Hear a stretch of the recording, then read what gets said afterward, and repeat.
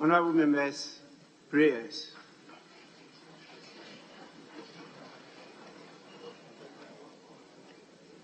Almighty God, we humbly beseech thee to look with favor upon this Parliament of the Republic of Ghana. Grant that it may perform its high duty as in thy sight. Give divine guidance to the President of the Republic. Endow members of Parliament and ministers of state with discernment and vision, integrity and courage, that through the labors of government, this land and people may be well and truly served, and our good purposes for the common human life be realized in our midst. O God, grant us a vision of our country, fair as it might be, a country of righteousness, where none shall wrong his neighbor, a country of plenty, where evil and poverty shall be done away with, a country of brotherhood, where all success shall be founded on service, and honor shall be given to the deserving, a country of peace, where government shall rest on the will of the people and the love for the common good. Bless the efforts of those who struggle to make this vision a living reality. Inspire and strengthen our people, that they may give time, thought, and sacrifice to speed the day of the coming beauty of Ghana and Africa. Amen.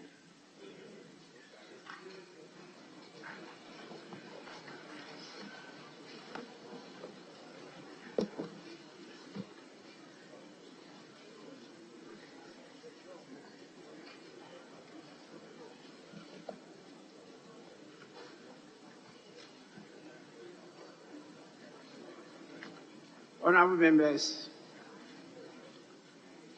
I think before I proceed,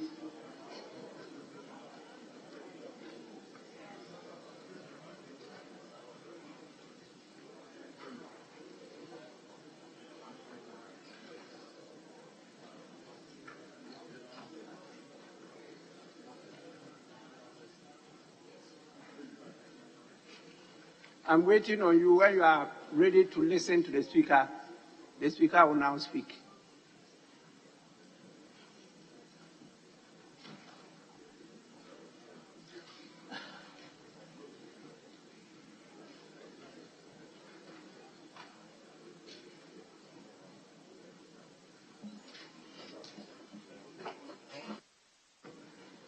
Honorable members, I think it's proper before I proceed to sincerely apologize to our teeming compatriots who are seated at the public gallery for the delay in the commencement of proceedings today. It was due to the fact that the majority caucus was compelled to hold an emergency meeting, and we were given up to 11:30. Definitely, we are behind the schedule we gave, particularly to the senior citizens, the pensioners who had given notice that they will be here to listen to the proceedings of the House. And so on behalf of the House, on behalf of honorable members, and on my part, I sincerely apologize for keeping you waiting, but it was to get things harmoniously commenced today. And so we apologize for that, and we pray that the good Lord will touch your hearts and you forgive your humble servants for delaying in commencing the proceedings today. I want to thank you all for coming, and I hope you observe with keen interest what is going to happen today. I thank you so much. We have item 2, which is a message from His Excellency the President. I have one message from the President, and it is dated 15th February 2023, and it reads, Mr. Speaker, absence from Ghana.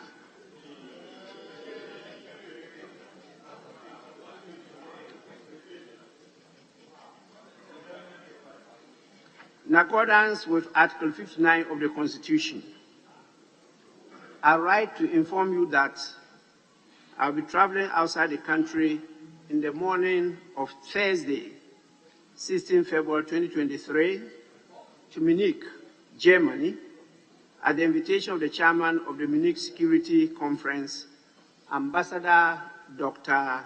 Christoph Höchstgen, to participate in a session of the Munich Security Conference scheduled to be held from 17th to 19th February 2023.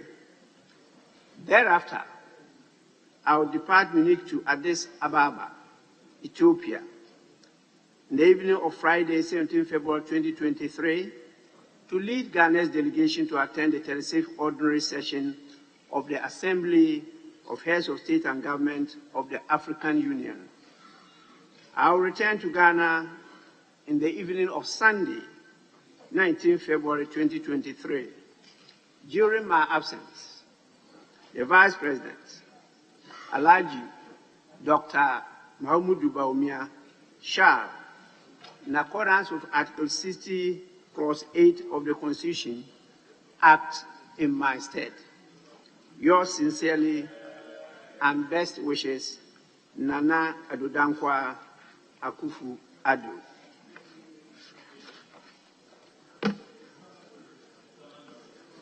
Honorable members, I don't have any formal communication today, and so we'll move to item 4, which deals with correction of votes and proceedings and official report.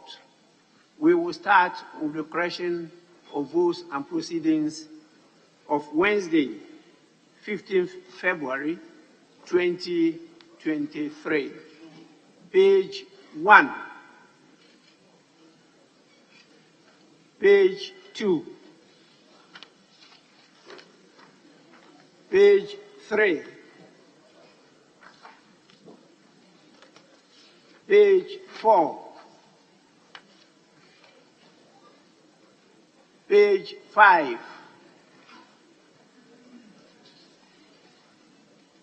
page 6, page 7, page 8. Yes, Honourable Member. Mr. Speaker, thank you for the opportunity. Mr. Speaker, I'm captured under item number 20 on page 8 as having been absent yesterday from the chamber. But I was here, Mr. Speaker, when prayers were said, when corrections of votes and proceedings were made. When the questions were about to be asked, I had to attend a committee meeting. And so I was in the chamber, Mr. Speaker. I thank you for the opportunity.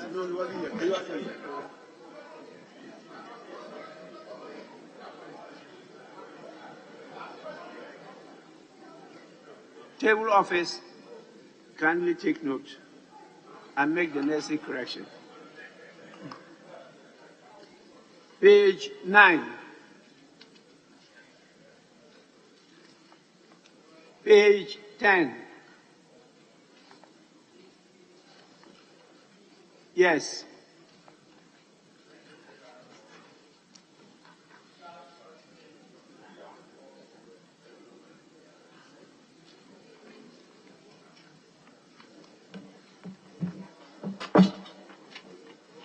Thank you, Speaker. Speaker, question 914 and question 1092 were asked when you were in the chair. Speaker, I remembered you withdrew from the chair during question 1135. And I thought I must draw attention for it to be corrected. Thank you. Yes, table office, please do the necessary correction. Page 11.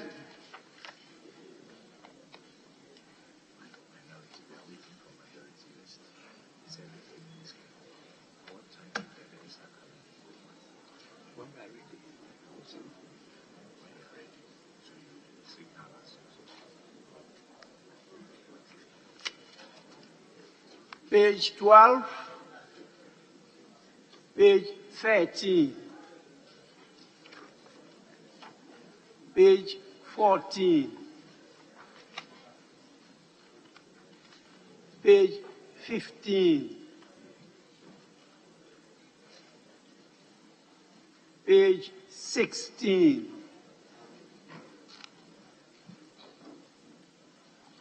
page 17,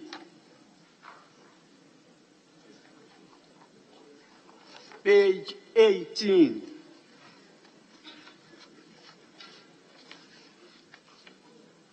page 19,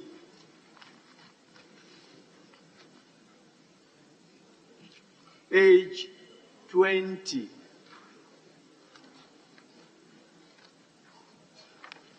page 21,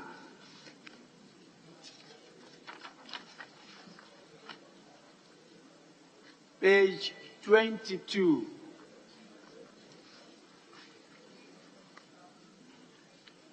page 23,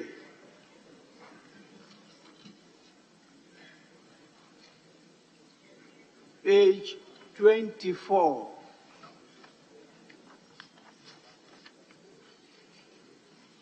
page 25. Yes, Honourable Member. I'm going to write on the speaker. Right on the speaker at page 25.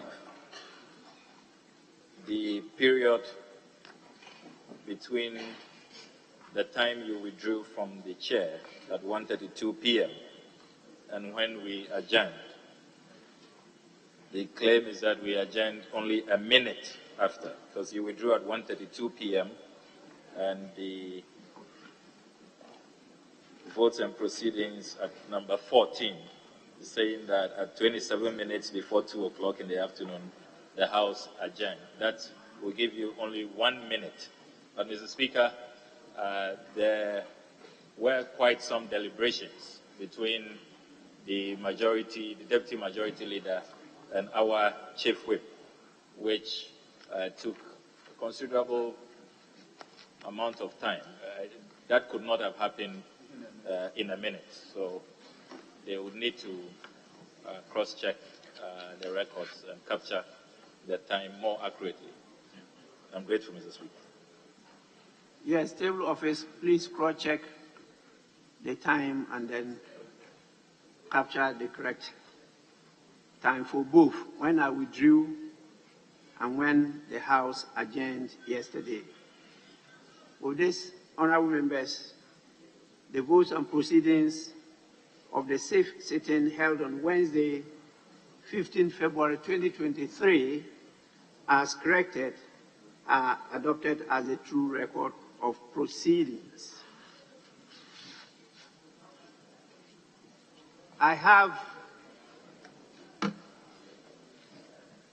a copy each of the official reports of 24th June 2022 and 29th June 2022. I hope members have copies. So we'll start with the correction of the official report of 24th June 2022. Any corrections? Yes, Honorable Ablakwa. Most grateful, Right Honourable Speaker. Right Honourable Speaker, at column 57 of the 24th June official report, there are some errors in the submission I made. The third paragraph, Right Honourable Speaker, my quotation of Section 13 of the Public Procurement Authority Act, the rendition should be written. That's the third line in the third paragraph. The board shall, within 3 months after the end of each year, submit to the minister a written report, not a rating report, but a written report. That is what Section 13 of the law states. So if it can be corrected accordingly, Mr. Speaker. And also at column 58, the second paragraph, I said, to the best of my memory has not been captured correctly.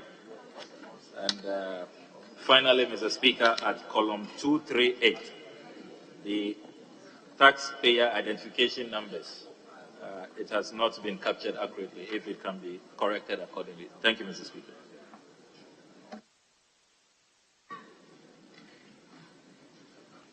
Table office kindly take note and make the necessary corrections.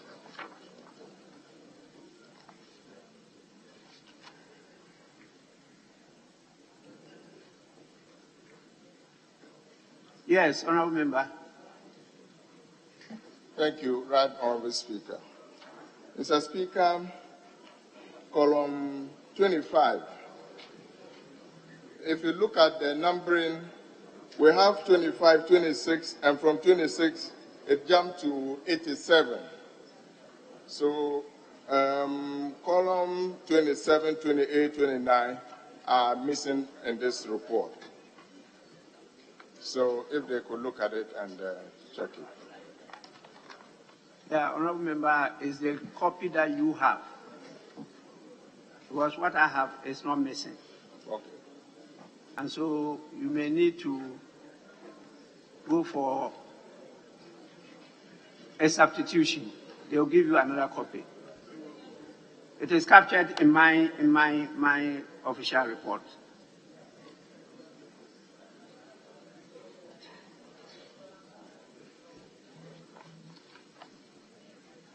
Okay. Thank you, Mr. Speaker. Mr. Speaker, there's another correction. Yes, you may go on. Column 151, table 1. Mr. Speaker, if you look at the value under the cash, if you look at the column under the value, the cash value, we have 229,737, 230.17. But if you do the calculation, you rather have 29,737, 503.17. So the tabulation is not right.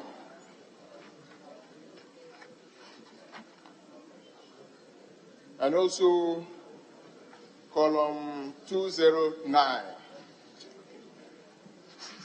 Column 209, table number 6.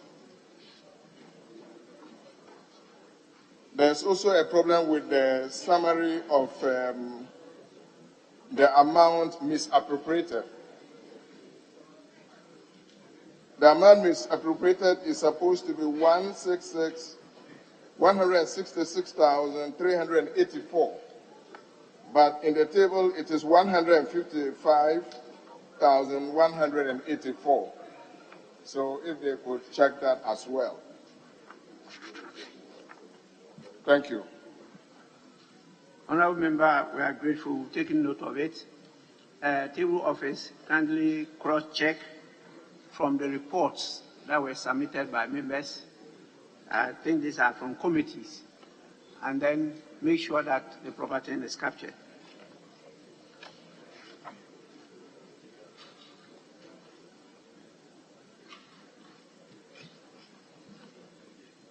Honourable members, in the absence of any further corrections, the official report of 24th June 2022 is hereby adopted as a true record of proceedings. We now move to the 29th June report. Any corrections?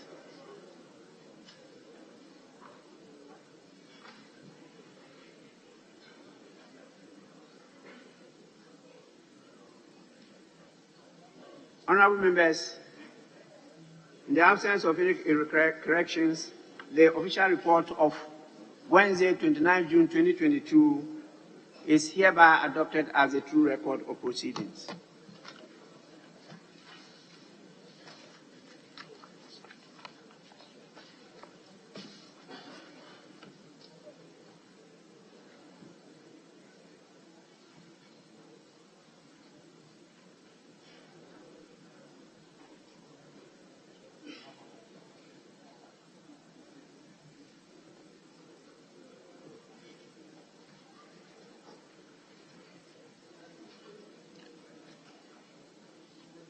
Honorable members, we now move to item 5,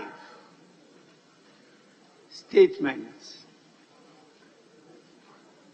The House requested that the Minister for Finance appear before the House to make a statement to brief members on the domestic debt exchange program,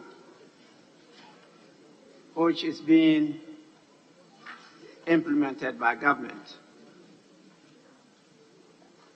I'm told the Minister for Finance is available. Actually, I saw him myself, and he will be coming soon to present the statement. At conclave, we agreed that 6 from each side of the House, 6 members, will give opportunity to comment on the statement. 5 ordinary members and 1 leader. I didn't say backbenchers, I said ordinary members. So the minister is being awaited, and immediately he enters, I'll give him the opportunity to make the statement. The clerks at table have gone to bring him in.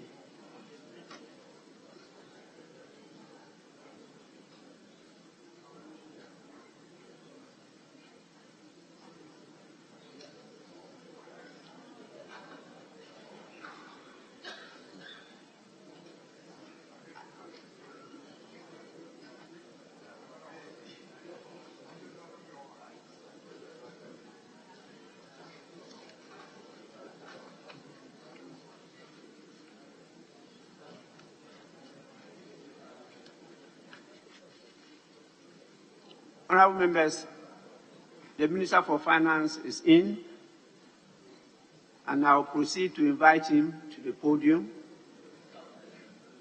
to present the statement as requested by the House. Honorable Minister, you may do so now.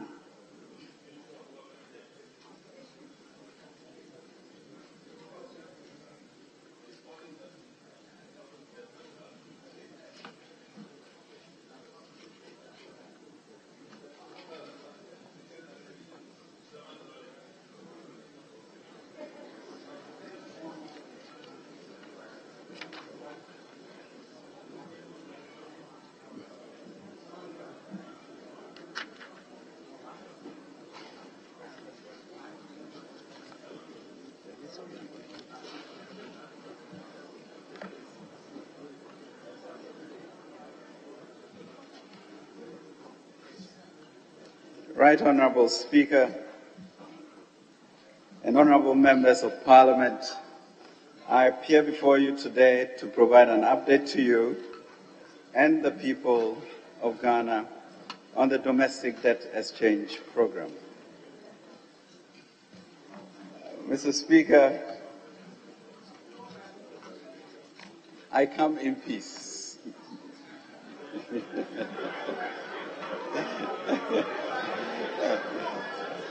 Mr. Speaker, I come in peace, and as expected, if I look at Psalm 105, it says that let's give thanks and note that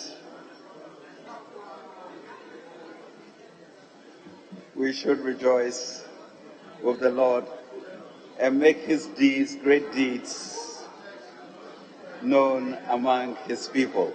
So we thank the Lord, Mr. Speaker, for today and how far the Lord has brought us.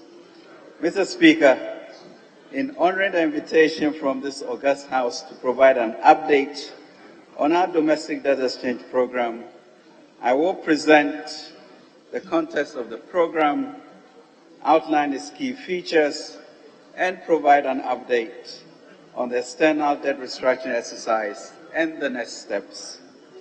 I hope that in these truly challenging times, today's update will provide a better understanding and clarify any lingering issues. Mr. Speaker, when government decided to implement the domestic debt exchange program, our aim was to alleviate the debt burden in a transparent, efficient, and expedited manner while minimizing its impact on investors holding government bonds.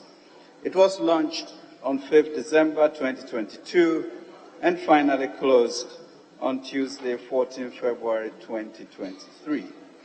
Mr. Speaker, the DDEP is part of the government's broader fiscal policy as announced in the 2023 budget statement to address the current macroeconomic challenges. With great relief and immense gratitude, government is pleased to announce that as of 14 February 2023, approximately 85% of bonds were tendered in the exchange as determined by the Central Securities Depository. On behalf of His Excellency the President of the Republic, Nana Addo Dankwa Akufo-Addo, I wish to express our profound appreciation to the people of Ghana for their patience and support throughout these very challenging times. I also wish to extend our gratitude to the overwhelming number of bondholders who chose to participate in this all-important effort to pull the economy back from crisis. Mr. Speaker, the current debt restructuring program is occasioned largely by a series of external shocks that hit the country since 2020, as well as some domestic factors. I recall, as will many of us here, the deep anxiety, uncertainty, and confusion during the early days of the COVID-19 program.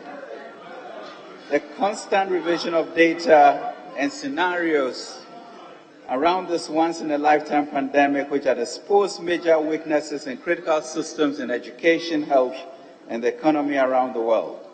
These weaknesses were further exacerbated by heavy disruption in global supply chains. Mr. Speaker, amid the swirling chaos and darkened economic outlook, His Excellency President Nana Addo Dankwa Akufo-Addo put together a comprehensive plan which was effectively executed, leading to relatively lower death rates of some 1,400 compared to 53,000 in Africa and over 7 million globally, lower case counts, and the economy eking out a positive growth of 0.5% in 2020 compared to the many economies that went into recessions. However, this program came at huge fiscal costs. Government undertook major fiscal measures beyond what was programmed in the budget to accommodate the increased expenditure and the shortfalls in the revenue. Therefore, government, with approval of Parliament, mobilized funds to address the following three key interventions: finance direct COVID-19 intervention expenditures to protect lives and livelihoods, support the funding gap in the budget occasioned by the COVID-19 pandemic and its negative effects on revenue mobilization, and thirdly, address key structural weaknesses exposed by the pandemic. Government received significant assistance to mitigate the pandemic and its impact on the economy, which helped to reduce the fiscal burden. However, the drastic reduction in revenues, coupled with the high expenditure to contain the speed of the pandemic and to protect lives as well as livelihoods, resulted in a wider deficit of 14.7% of GDP in 2020 and 11.4% in 2021 that needed to be financed. Mr. Speaker, through these and other decisive measures, government has managed and continues to pay compensation for all public sector workers every month, keep the lights on, improve key infrastructure, and maintain security despite heightened and increasing risks. This is in far contrast to the rolling electricity blackouts, long queues of fuel stations, empty shelves in shell shops, and increased insurgent activities as reported elsewhere in Africa and even in the West. Mr. Speaker, following these interventions, financing of government and liquidity on our domestic market has severely reduced. The access to the international capital market is closed to Ghana, whilst activity on our domestic bond market has slowed down significantly. Mr. Speaker, at this juncture, let me touch on the current ongoing debt restructuring exercise. Stemming from the considerable deterioration in the domestic and external sectors, government undertook an internal debt sustainability analysis which defined public debt to include publicly guaranteed debt of the central government, partial non-guaranteed debt of state-owned enterprises, and expenditure arrears. This analysis revealed that public debt exceeded 100% of our GDP, and debt servicing accounted for more than half of total government revenues and almost 70% of tax revenues. Arising from this considerable deterioration in the domestic and external sectors, government undertook its routine debt sustainability analysis in 2022, which revealed that public debt at general government level, including SOEs, ESLA, and DACHI, in present value terms, was 103% of our GDP compared to the debt sustainability limit of 55% for countries with medium debt carrying capacity like Ghana. In addition, external debt service considered 29% of revenues compared to the 18% debt sustainability threshold. Mr. Speaker, provisional 2022 fiscal data also show that debt service comprising domestic interest payments, external interest payments, external debt amortization, and payment of domestic maturities not rolled over all amounted to 81.6 billion, constituting 85.1% of all revenues in 2022. This implies that a significant proportion of our revenues were used to service debt in 2022. Mr. Speaker, the picture becomes more dire when we include compensations of employees and transfers to statutory funds. Thus, debt service, compensation of employees, and transfers to statutory funds amounted to 144.3 billion Ghana cedis, representing 150.4% of our revenues. Mr. Speaker, at this level, Ghana was assessed to be at a high risk of debt restraints and its debt classified as unsustainable. Let me clarify that the current state of our debt has a lot to do with the lingering effects of the COVID-19 pandemic, the Russia-Ukraine war. This has been exacerbated by the high macroeconomic instability experienced in 2022, occasioned by downgrades by rating agencies, as well as the consequential pressures on government finances due to the actions of non-resident investors and the delayed passage of our revenue bills. Mr. Speaker, this situation is further compounded by the comparatively low levels of domestic revenue collected by government. In 2022, tax to GDP ratio was just about 12.6%, woefully below the Sub-Saharan Africa average of 18% and insufficient to meet pressures on the public purse. Mr. Speaker, following these developments, His Excellency the President, during his address to the nation on the economy on 31st October 2022 had to declare that the economy was in crisis. Government therefore outlined key strategies in the 2023 budget presented to this House on Thursday, 24th November 2022, to address the economic challenges. This was in line with the government's proactive application on 1st July 2022 for an IMF-supported program to restore macroeconomic stability, ensure debt sustainability, as well as social protection underpinned by key structural reforms. At the inception of negotiations with the IMF, it was agreed that Ghana will have to address its economic challenges on three fronts: the impossible triangle, to embark, one, on fiscal consolidation, two, to undertake debt operations, and three, to secure financing assurances from development partners. On 12 December 2022, following 3 rounds of negotiations, interspersed with several virtual meetings, a staff-level agreement was reached on the reforms to be supported under a new 3-year extended credit facility of approximately $3 billion. The staff-level agreement required, among others, the completion of a comprehensive debt restructuring covering domestic and external debt, in addition to fiscal consolidation efforts and other structural reforms.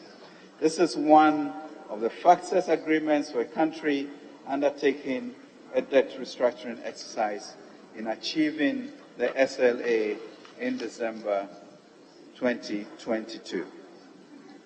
Mr. Speaker, the Ministry of Finance formally launched the Domestic Debt Exchange Program on 5th December 2022, seeking to restructure about 137 billion worth of government bonds and notes.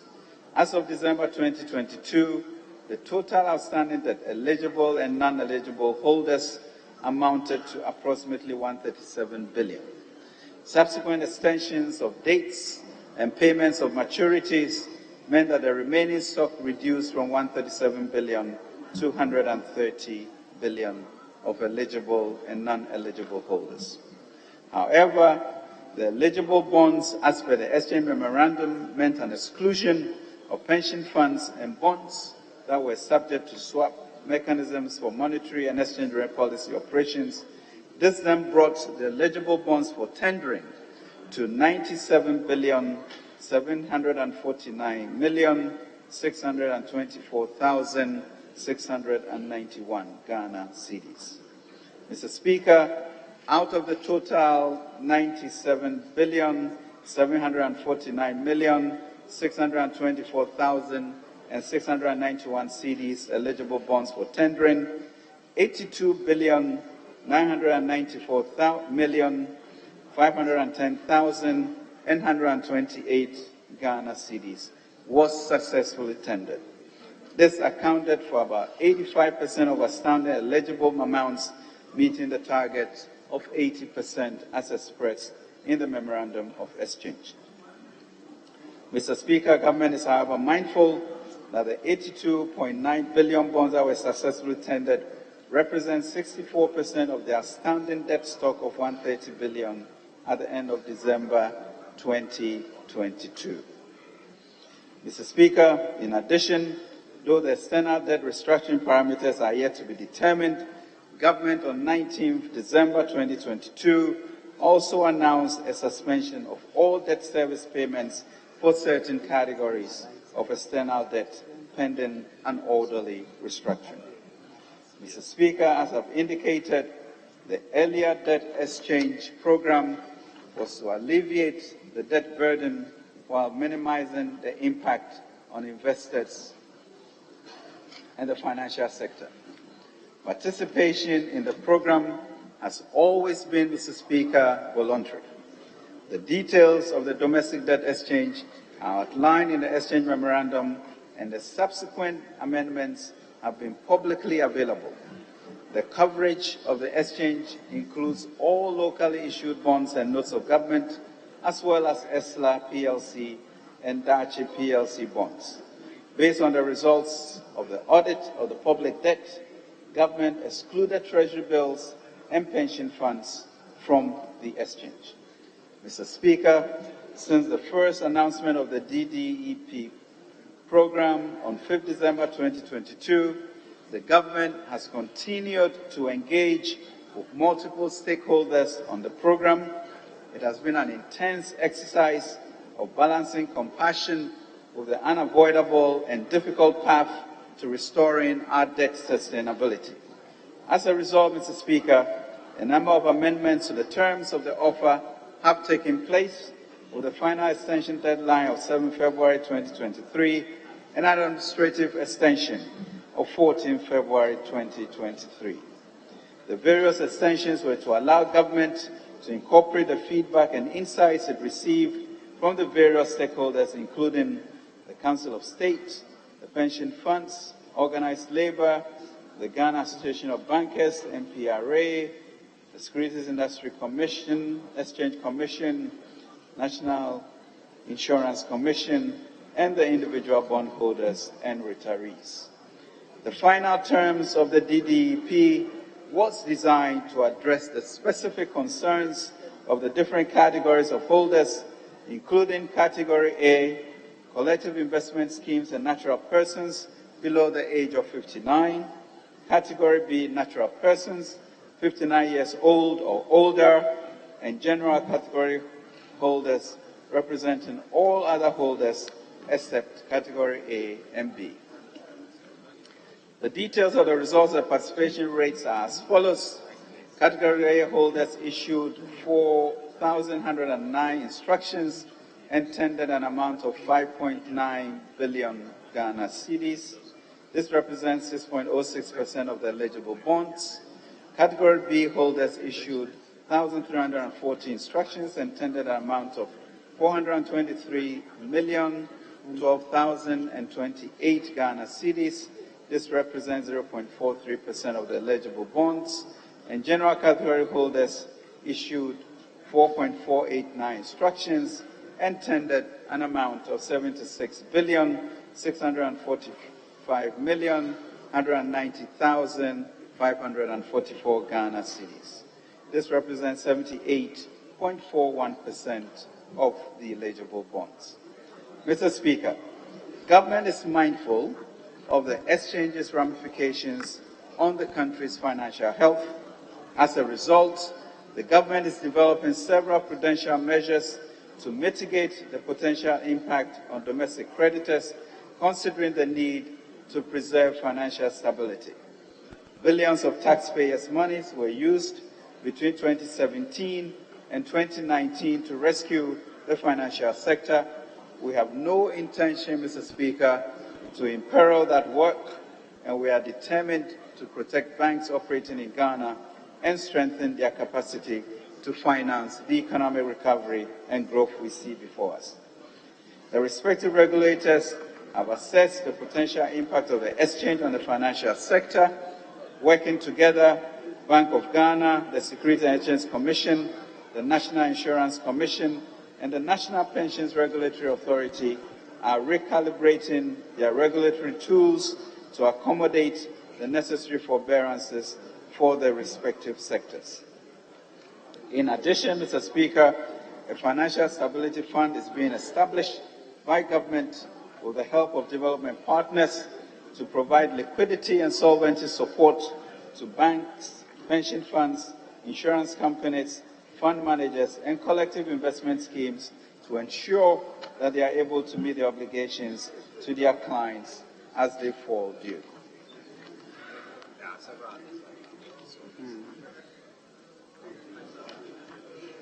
Mr. Speaker, government remains committed to the well-being and dignity of our senior citizens and pensioners. Indeed, it has personally, Mr. Speaker, caused me great distress as a number of our pensioners have picketed at the premises of the Ministry of Finance since Monday, February 6, 2023.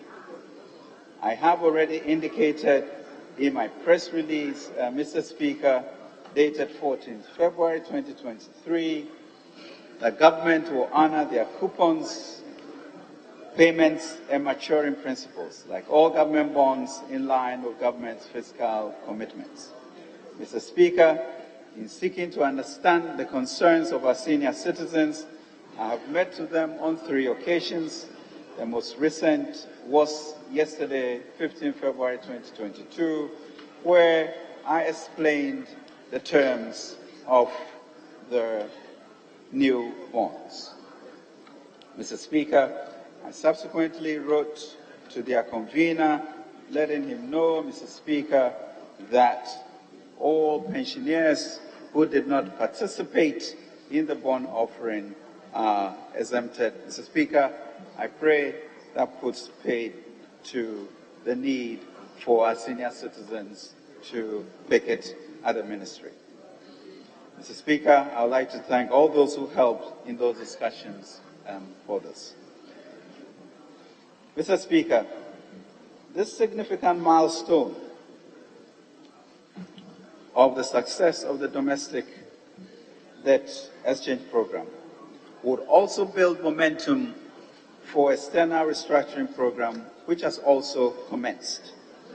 As part of this progress, Ghana has officially asked its bilateral creditors for a debt treatment initiative under the G20 Common Framework.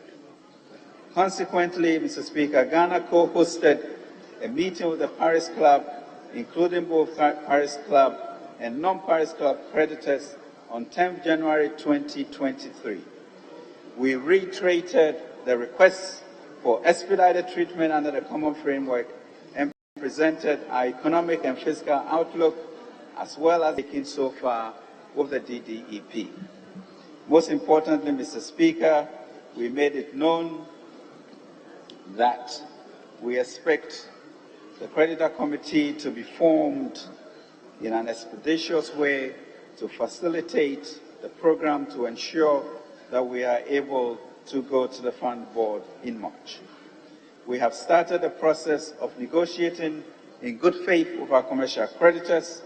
2 preliminary discussions and exchange of information have started on a good footing with representative committees and advisors. The members have indicated their commitment to establish a creditor committee to assess Ghana's request for debt treatment under the Common Framework by end of February 2023. We hope, Mr. Speaker, our commercial creditors will understand our desire to negotiate with our bilateral creditors softer terms than the ones we anticipate to propose to them, as a speedy process with the bilateral creditors is needed to pave the way for the discussion with private creditors. Mr. Speaker, we are also approaching major creditors like India and China to ensure that our discussions with the Paris Club is accelerated. Mr. Speaker, we've also negotiated discussions with the representative of our international bondholders and their advisors. Substantive discussions are due to start with them in the weeks to come. The government recognizes the continued importance of the DDEP in closing the financing gap and enabling the government to meet the debt sustainability target of 55% of debt to GDP in present value terms by 2028. Mr. Speaker, we have already indicated that these debt operations were a composite part of a broader government response strategy for addressing the current challenges, while we continue to secure an IMF program to boost confidence in the economy. We are complementing this by enhancing our domestic mobilization efforts. Mr. Speaker, as already stated in the House in November, we did lose access to the international capital markets at the beginning of 2022. At the same time, budget implementation was confronted with domestic financing challenges from the auctions, as well as lower than estimated domestic revenue mobilization. This presented a very challenging macroeconomic environment during 2022, leading to a widened financing gap of the budget, and therefore became necessary for the Bank of Ghana to fund shortfalls at the auction market to avoid its orderly default and prevent a deeper crisis. Mr. Speaker, it was necessary for the government to seek financing from the Bank of Ghana to augment its fiscal operations for the year. The Bank of Ghana last week concluded work on its financial accounts for 2022 and reports that the total overdraft extended to government for 2022 was 37.9 billion. Mr. Speaker, in line of Section 30, Clause 6 of the Bank of Ghana Act 2022, Act 612, I'm using this platform to inform the legislature of the financing of the budget by the Bank of Ghana. The domestic debt exchange exercise and the external debt restructuring program will make such financing unnecessary going forward in 2023 and beyond. Mr. Speaker, all these efforts will be greatly enhanced if the Income Tax Amendment Bill, the Excise Duty and Excise Tax Stamp Amendment Bills, as well as the Growth and Sustainability Levy Bill, which are outstanding in this August House, could be prioritized and passed. Mr. Speaker, the passage of these bills will enable government to complete 4 of the 5 agreed prior actions in the staff-level agreement since tariff adjustment by the PURC, publication of the Auditor General's report on COVID-19 spending, and onboarding of GET Fund, DACF, and Road Fund on the GIVMIS have all been successfully completed. Mr. Speaker, I cannot emphasize enough the need to secure the board approval for our IMF program by the end of March 2023. I therefore entreat the House to prioritize approval of the outstanding revenue bills and the various concessional facilities so that we would ensure that the board meets successfully in March in Washington, and we also have the appropriate resources for growth from the facilities which are concessional. Mr. Speaker, let me take this opportunity to thank once again each and every one of you for your collective effort in passing the 2023 statement and the 2023 budget statement and the finance bills that accompanied it. We are still counting on you for the passage of all the outstanding revenue bills which are necessary for effective budget implementation, as well as boosting our efforts at increasing our tax to GDP from less than 13% to the sub-Sahara average of 18%. Mr. Speaker, as the international and domestic bond markets are shut for the financing of government programs, we are relying on treasury bills and concessional loans as the primary sources of financing for the 2023 budget. We therefore, Mr. Speaker, call on this House to support the government's financing requests to ensure a smooth recovery from these economic challenges. Mr. Speaker, I want to assure you that I'll come back to this August House with the necessary fiscal adjustments after the debt operation is completed for your consideration and approval. On behalf of His Excellency the President, we wish to thank everyone who has tended and supported the domestic debt exchange program. It is a truly remarkable act of sacrifice in our nation's history. We thank those who heeded our clarion call and took the selfless, patriotic decision to participate. Your names and deeds will never be forgotten. Your timely support is deeply appreciated. God bless you all. We also appreciate, Mr. Speaker, the concerns of those who may still be uncertain in these choices, and I trust that we can continue to engage, work together to reset the fundamental issues of the economy and reposition our economy.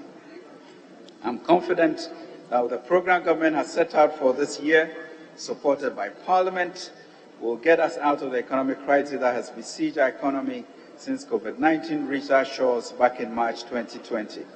I am confident that with the conclusion of the domestic debt exchange program, we will experience stability in the exchange rates, inflation and interest rate, bringing businesses and families some respite. Mr. Speaker, with the successful completion of the DDEP, we believe that with the sustained support of Ghanaians and this august House, we will recover from this economic crisis sooner rather than later, as indicated by His Excellency President Akufo-Addo. I'm confident that the Lord who has begun this good work will carry it on to completion.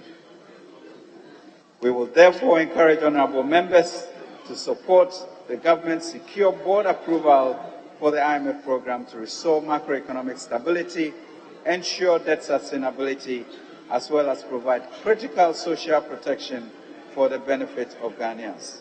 Mr. Speaker, I thank you, the House, and fellow Ghanaians for the attention. God bless our homeland, Ghana. Thank you, Mr. Speaker.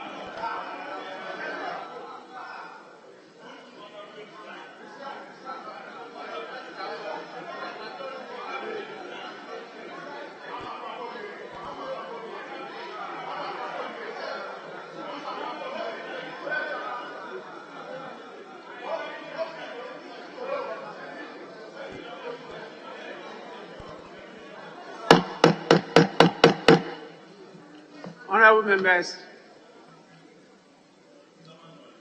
let me remind you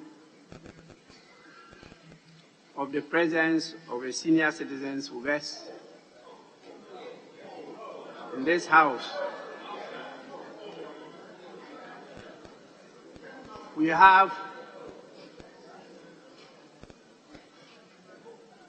our seniors, our parents, who mobilize under the group known as the Pensioner Bondholders Forum. They are led here by their convener, Dr.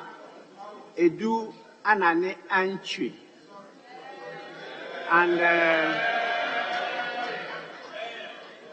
supported by Mr. Philip Boabeng and Mr. Ango Bediako.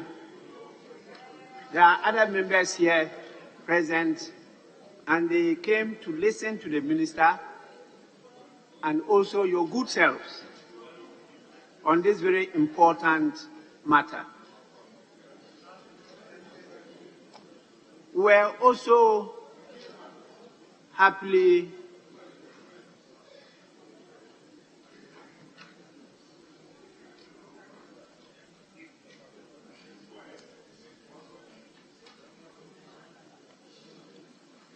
I will in future be considering your request for ministers to come and brief the House with a different eye.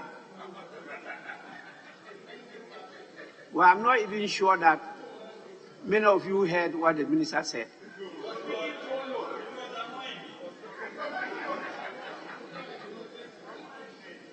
Many of you were rather engaged in personal conversations. You were not listening to the minister. It's not that the minister was not loud, but you were not listening. And I'm going to watch those of you going to make the contributions, the comments.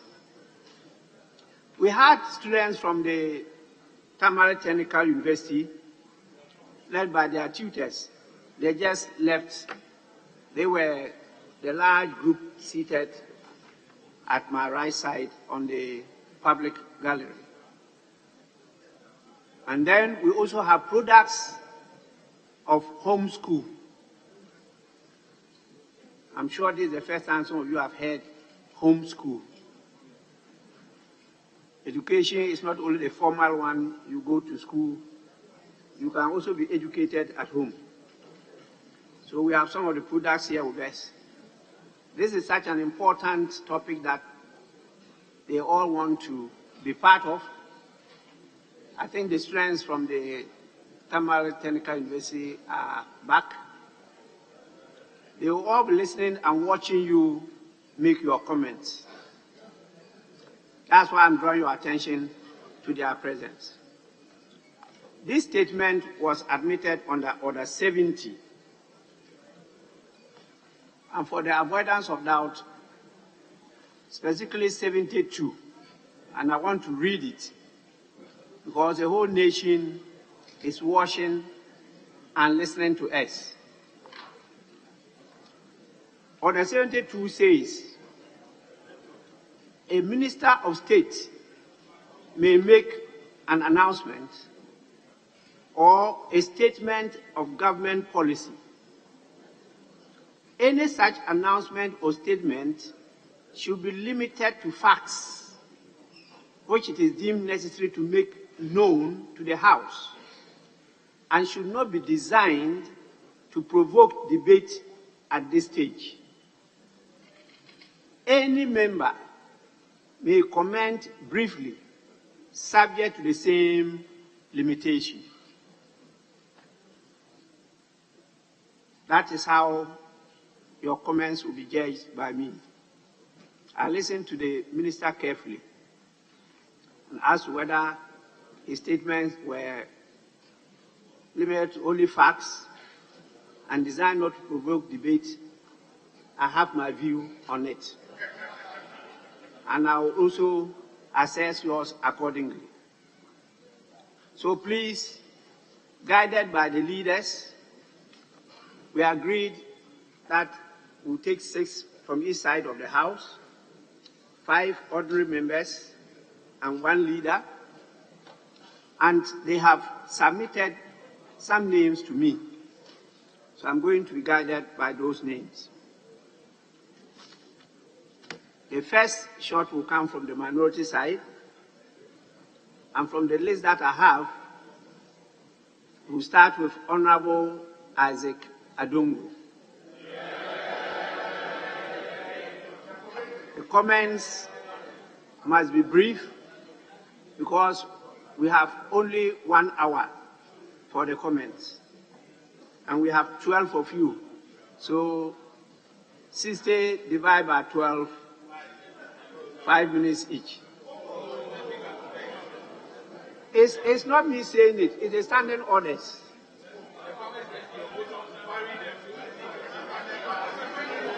Honorable Isaac Adongo, you may start now.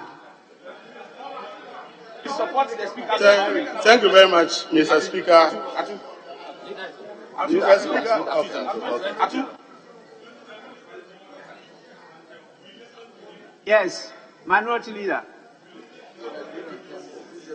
Thank you, Mr. Speaker. Mr. Speaker, the matter under consideration is a very serious matter of national concern. It will require members to contribute to such an important policy of state. So, Mr. Speaker, I appeal to you to allow members to speak for 10 minutes each. Mr. Speaker, this is the biggest national policy since I was born.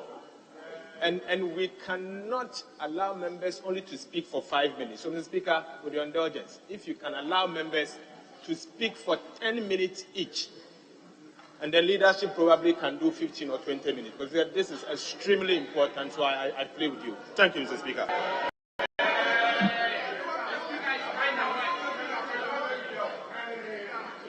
Yes, Deputy Majority Leader. Mr. Speaker, as members of Parliament, we have tools available to us to get information from government and also to attend to the needs of our constituents. One of such tools is questions. We can also file motions. And then when we file a motion, we debate them on a matter of national importance. We also have the Order 72, which is for us as MPs to also propose some statements, and if you admit, we make such statements, we deliver them on the floor, and members contribute. Mr. Speaker, on this occasion, the request by the House was for the minister to come and brief us. The briefing is grounded on policy that has already been approved by this House. Yes, please, Mr. Speaker, One problem is that they wouldn't take their time to listen. When we approved the fiscal policy of government, the budget,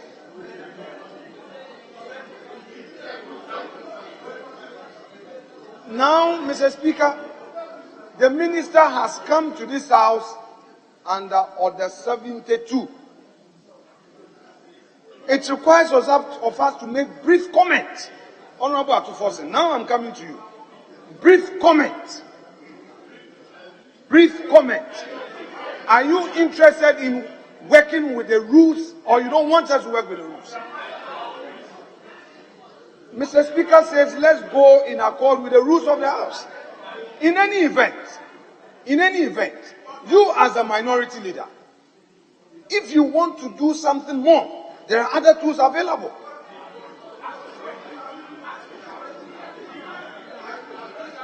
If you want to come by a motion to debate and get some other information, you have that tool. It's within the rules.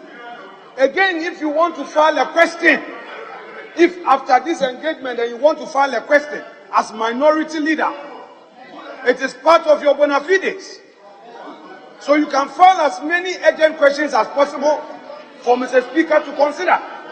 But Mr. Speaker, for you to say that because since you were born, you have not seen any matter of such national importance, therefore, it is only by giving 10 minutes each that you would be able to exhaust your point. Mr. Speaker, such an argument, such a submission for you to vary your orders, Mr. Speaker, a submission of this nature sits on stilts. To pay attention to me, I'm responding to your argument. Hey, don't let your backbencher distract you. Don't let your backbencher distract you. I'm making an argument. Listen, I'm using the rules to counter you. Listen, Mr. Speaker, you should pay attention. We are talking about the rules.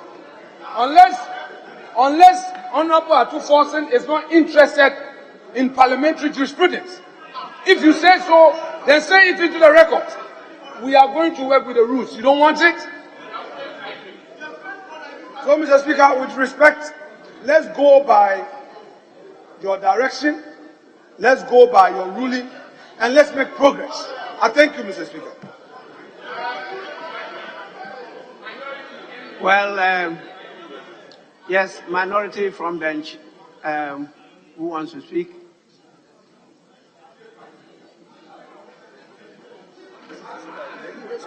Yes. Thank you, Mr. Speaker. Mr. Speaker, what has Honorable Atufosin said? He's making an appeal to you. Mr. Speaker, what I heard the Deputy Majority Leader say is that once we approve the economic policy, this is not the first time this thing is coming.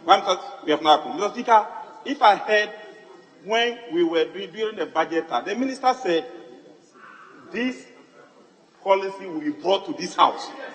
And he has come. Put that one aside. Mr. Speaker, today is the first time this house is being briefed with this death exchange program. And you could see our fathers, our grandfathers, and our grandparents are here. So, Mr. Speaker, even the majority side, today is the first time the minister is briefing you. So, Mr. Speaker, if even you in government, you are being briefed for the first time, how much more we got in minority?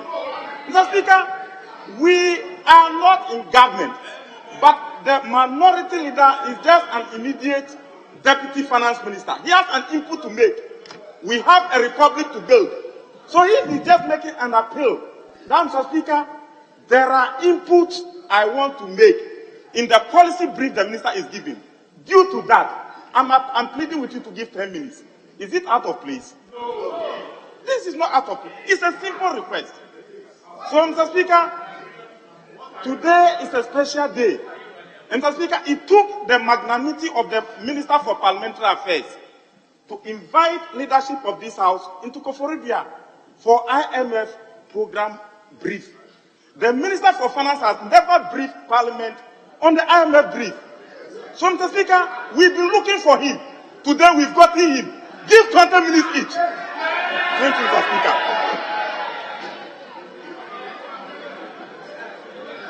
Yes.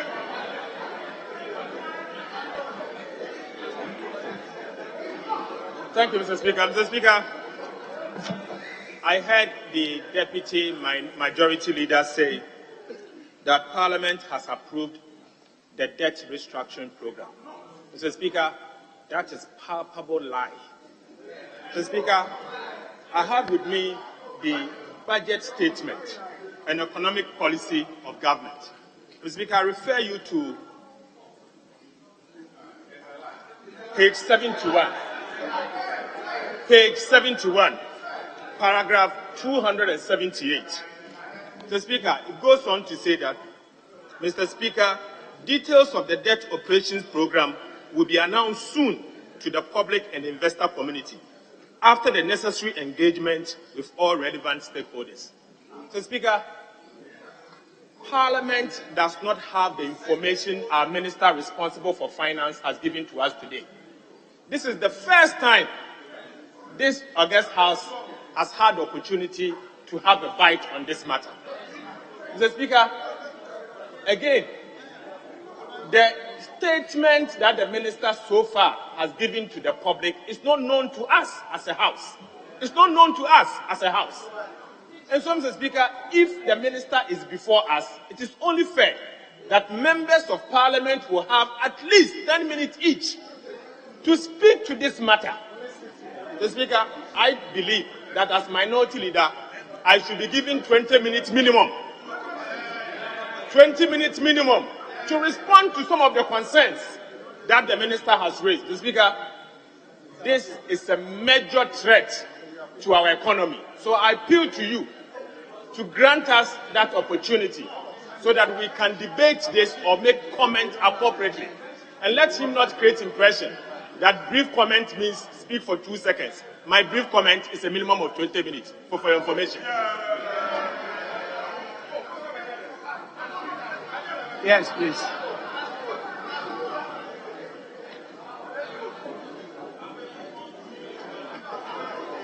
Mr. Speaker. Deputy Majority Leader, yes. Yes, Mr. Speaker, thank you. Mr. Speaker, Order 72. I will read first Order 72 and then come to 72 as well. Mr. Speaker, 72 reads, a Minister of State may make an announcement or a statement of government policy.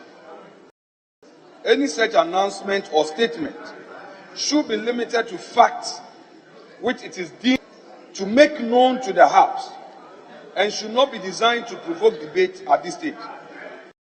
Any member may comment briefly, subject to the same limitation.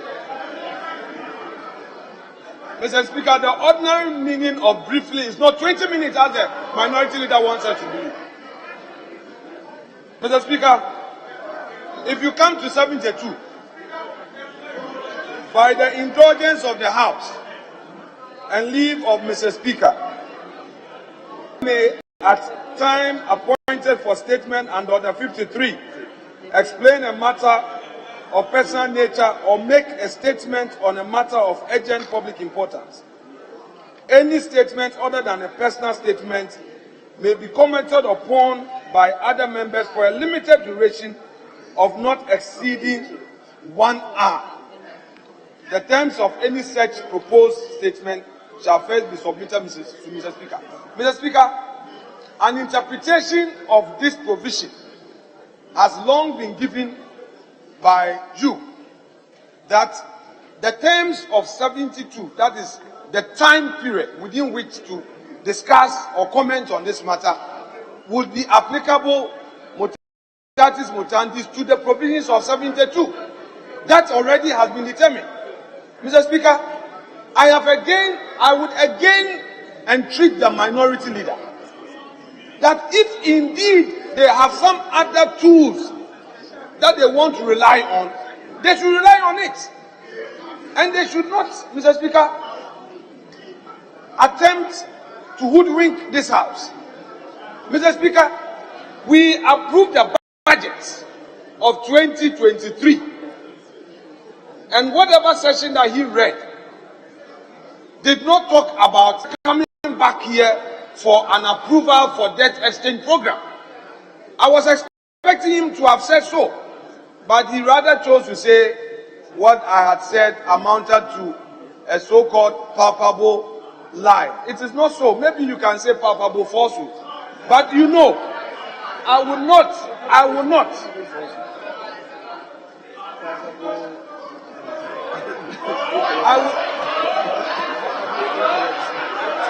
Mr. Speaker, he knows that I will not mislead this House. So far, every submission he has made is outside of this standing orders. That's what you've done. And my reliance on the budget of 2023 on all fours can never be false. What you quoted, what you quoted in the budget. Mr. Speaker, my respected minority leader, Mr. Speaker, what he said did not talk about approval by this House. The minister said he would engage stakeholders, and subject to that, we approved it. Mr. Speaker, that is why when we asked of him to come and brief us, he's come to brief us. Mr. Speaker, Honorable Atto-Forson, the minority leader, and his colleagues, all this while, never took any step as a minority.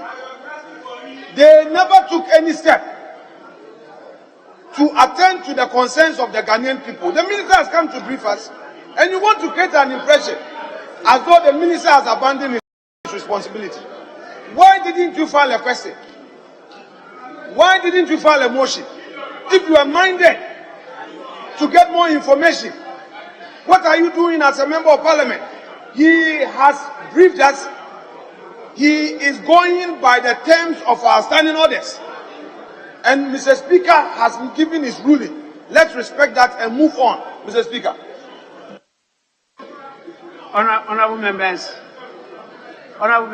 I think enough is enough. I definitely need your inputs to be able to manage the House, but our rules are very clear. This is a statement on government policy, and Order 72 is very clear on it. The comments should be brief. The House can at any time come using other tools, particularly a motion, to debate this matter and to take a position and advise government on it. I am ever ready to admit such a motion for debate by the House. You give me an indication as to what is going to happen. Already, you started debating, even though you had to make comments. You started debating the matter. But after listening to you, I will not be able to grant 10 minutes, but I will add at least some 3 minutes, so 8 minutes each. I will stick to the 8 minutes. I will stick to the 8 minutes per person. The leaders will not get the 20 minutes as requested. I think the leaders, to be fair to them, I'll give them 15 minutes each. That should be sufficient for the House. We will definitely do justice to it, particularly so as we have the senior citizens with us. You know that they've been picketing for some days now. So it's a very crucial matter to the nation and to some individuals in this country. So please, Honorable Isaac Adongo, take this into consideration. But I want to plead with members. Thank you very much, please, Right Honorable Speaker. Let's use parliamentary language, not the language of debates in a chop bar or marketplace. Parliamentary language. So please, Honorable Isaac Adungo, you may start. Thank you very much, Mr. Speaker. Mr. Speaker, I feel very sad this morning. Not just because we've compelled our senior citizens who have served our country faithfully, have worked so hard to accumulate their pensions, and when we are in crisis, the vulnerable are the ones we prioritize. They are not the ones we take their monies. But unfortunately, today, they are the ones we are taking their money, and I don't know who we are going to use those monies to serve. But, Mr. Speaker, are we still a proud nation? Have we suddenly no more a proud nation that we are all over the place begging people who borrowed money from and telling them we can't pay them, and there are no consequences for this? Mr. Speaker, next time somebody serves in public office and tells you, I don't want to be paid, you should be very careful. You should be extremely careful because free things are expensive. And it is an example of what we are experiencing today. Mr. Speaker, if managing an economy is all about collecting people's monies in loans, celebrating with kenke and fish, and in the end run the economy into a ditch and refuse to pay them and use that to create economic stability, then we must as well outsource this country to an artificial intelligence so they manage this economy for us. Because the management of an economy is a lot more than that. Mr. Speaker, we are in this house when they came trying to find different vehicles to hide our public debt. They came here and said that you can take $1.5 billion even without a balance sheet, and it will not be a government of Ghana debt. They came here and said Esla PLC can take almost 10 billion Ghana cedis, and it is not public debt. They came here and said they are bringing butter to build our roads in Sino-Hydro. In the 21st century, they were doing for Enchine, Bejimoko in Ghana. Bring pepper and collect salt, butter. How can this group of people that call themselves property-owning Democrats are the ones collecting people's properties? So when they come telling you we are property-owning Democrats, think twice. They will come after your property. They will come after your savings. Mr. Speaker, they will come and destroy your banking sector. We are taking 83 billion, and the impact is that the banking sector is losing, in present value terms, 41 billion Ghana cedis. How do you expect a banking sector that is almost capitalized at 30 billion to survive 41 billion? So, have you solved the problem? You've rather transferred the problem from the government to destroy our banking sector. Mr. Speaker, how come the Bank of Ghana, that is supposed to regulate our banks, was sleeping when the people were investing all their monies in government toxic assets? We have a simple principle of single obligor limits. It is a law that says that you shouldn't ever expose yourself to one person. It turned out that 75% of all the monies in the banking sector was in government bonds. 71% of government domestic bonds were in the hands of these people. And the Bank of Ghana was watching on. Mr. Speaker, our pension funds, the National Pension Regulatory Authority said, go and risk 85% of your money on toxic government bonds. Mr. Speaker, where does that happen? And today, we are here with this boring underwhelming statement. Mr. Speaker, we are not angry enough. As a country, we are not hungry enough. This cannot happen to anybody. And yet, you are wasting our money, you are taking our money, and you are here reading this boring statement to us. Mr. Speaker, this is not a joke. And you are even quoting the Bible. Which of the Bibles are you quoting? Quoting the Bible in taking our money, in making us poor, in denying the poor pensioner his money, and you still are quoting the Bible. It is the reason some of us don't go to church, because in the end, this is what we get. This is what we get. Mr. Speaker, this matter, I want to make an appeal to you to refer this matter back to the Finance Committee for proper oversight.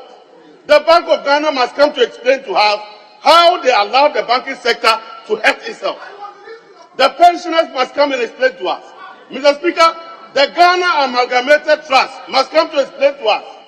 Mr. Speaker, as we speak today, the Bank of Ghana is claiming it is going to throw $15 billion at this point. Have we approved any $15 billion? They must come and explain to us how they are getting that money. Mr. Speaker, ever since this government assumed office... Honorable members, just focus on the statement. Mr. Speaker, it's a statement. It is about our public debt, and it's about who gave us the money.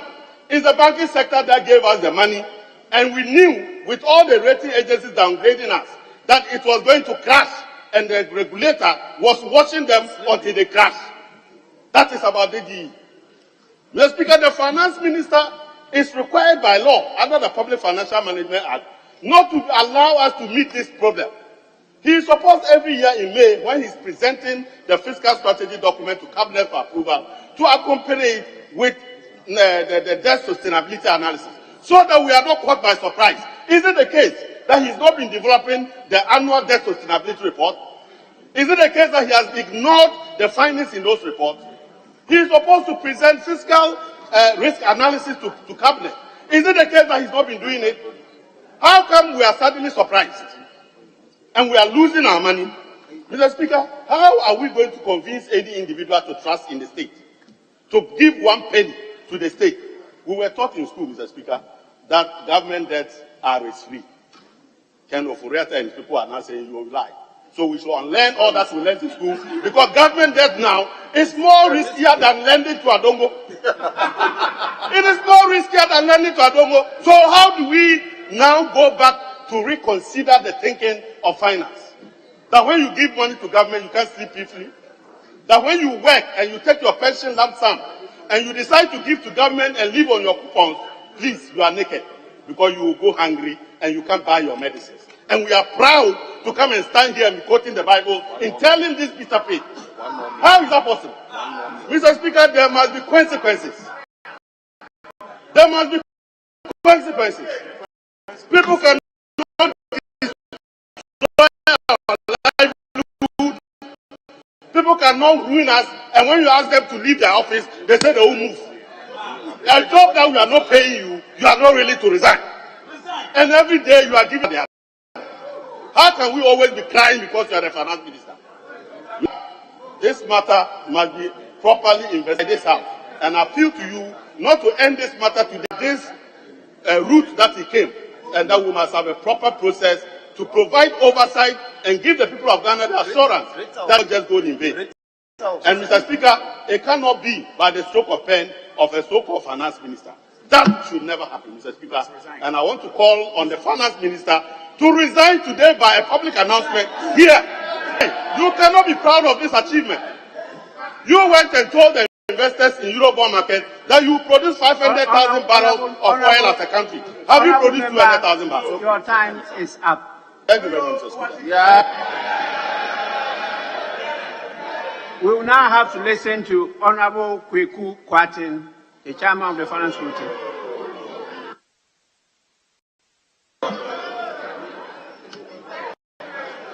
Thank you very much, Mr. Speaker. And thank you, Honorable Minister, for the statement.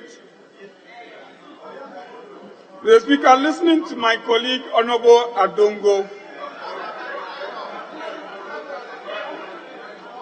it is clear, Mr. Speaker, that the debate as to how we got here will never end.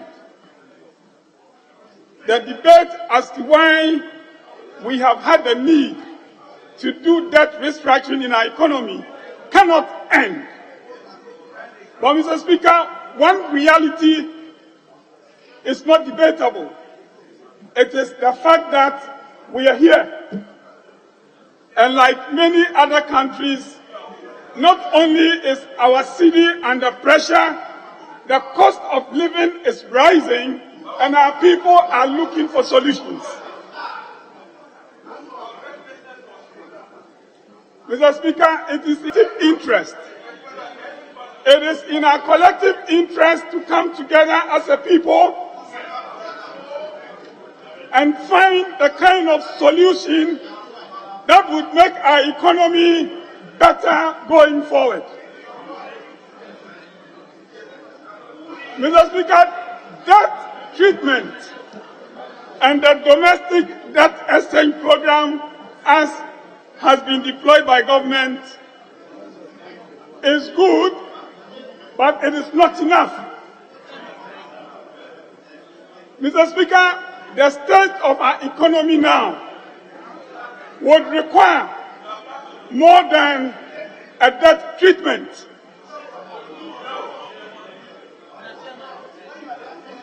Mr. Speaker, not only should we support government to cut the interest commitments burdening our economy, we must pursue an aggressive program to rein in expenditure.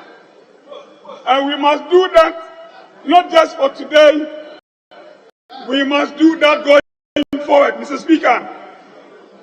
I dare say, Mr. Speaker, that in doing this, and I speak not just to the executive, I also speak to ourselves as members of parliament.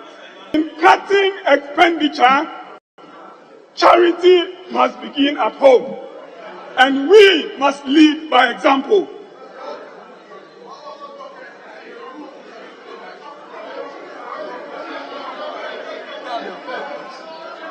Mr. Speaker,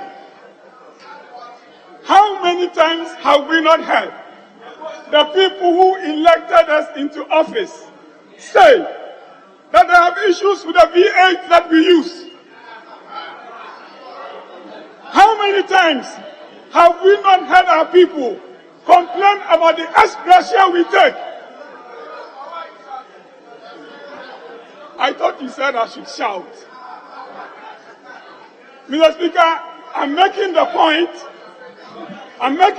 Mr. Speaker, that the problem we have on our hands today is not just a debt treatment matter. There is a need to deal with a fundamental weakness that has characterized the management of our economy for decades. We are reaping what we have sowed as leaders, as governments, and as a people. But, Mr. Speaker, it's not just the politician that must lead by example. Our friends in labor must moderate the demand for increased wages. We must know that government expenditure can come from nowhere but either taxation or from borrowing. And when we put pressure on political leadership, the consequence is what we see before us today. Mr. Speaker, we should stop as a country. You know, Mr. Speaker, because I said as politicians we must lead by example. My colleagues don't want to listen to me. We are never going to address the problem on our hands by pointing political fingers at our opponents and hoping that when we come to power, that we will do any better if the fundamental weaknesses continue to exist. Mr. Speaker, in conclusion on the debt, on the expenditures, we must simply stop distributing wealth we have not created. We must stop spending money that we do not have. But, Mr. Speaker, it would not even be sufficient to just rein in expenditure. Mr. Speaker, we must embark on an aggressive program to mobilize more revenue from within ourselves. We cannot continue hoping that somebody would pay their taxes in some country and then those people would lend the money to us or would advance the money to us as grants. A country that leads like that is living a lie. And we will be here again if we don't change.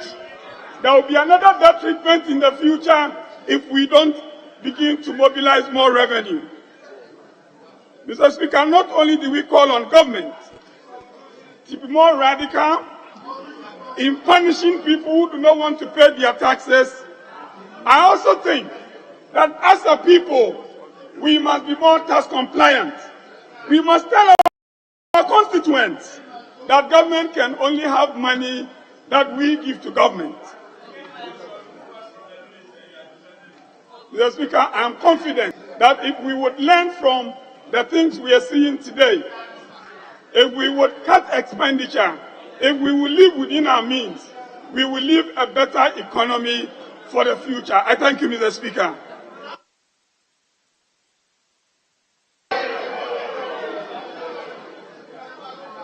Honourable Member, thanks so much. You used 6 minutes 44 seconds.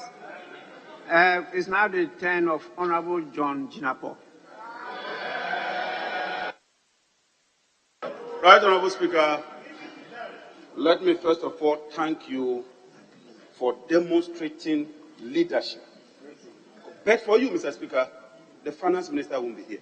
Yeah. It's not as if the Finance Minister requested upon you to come and brief the House.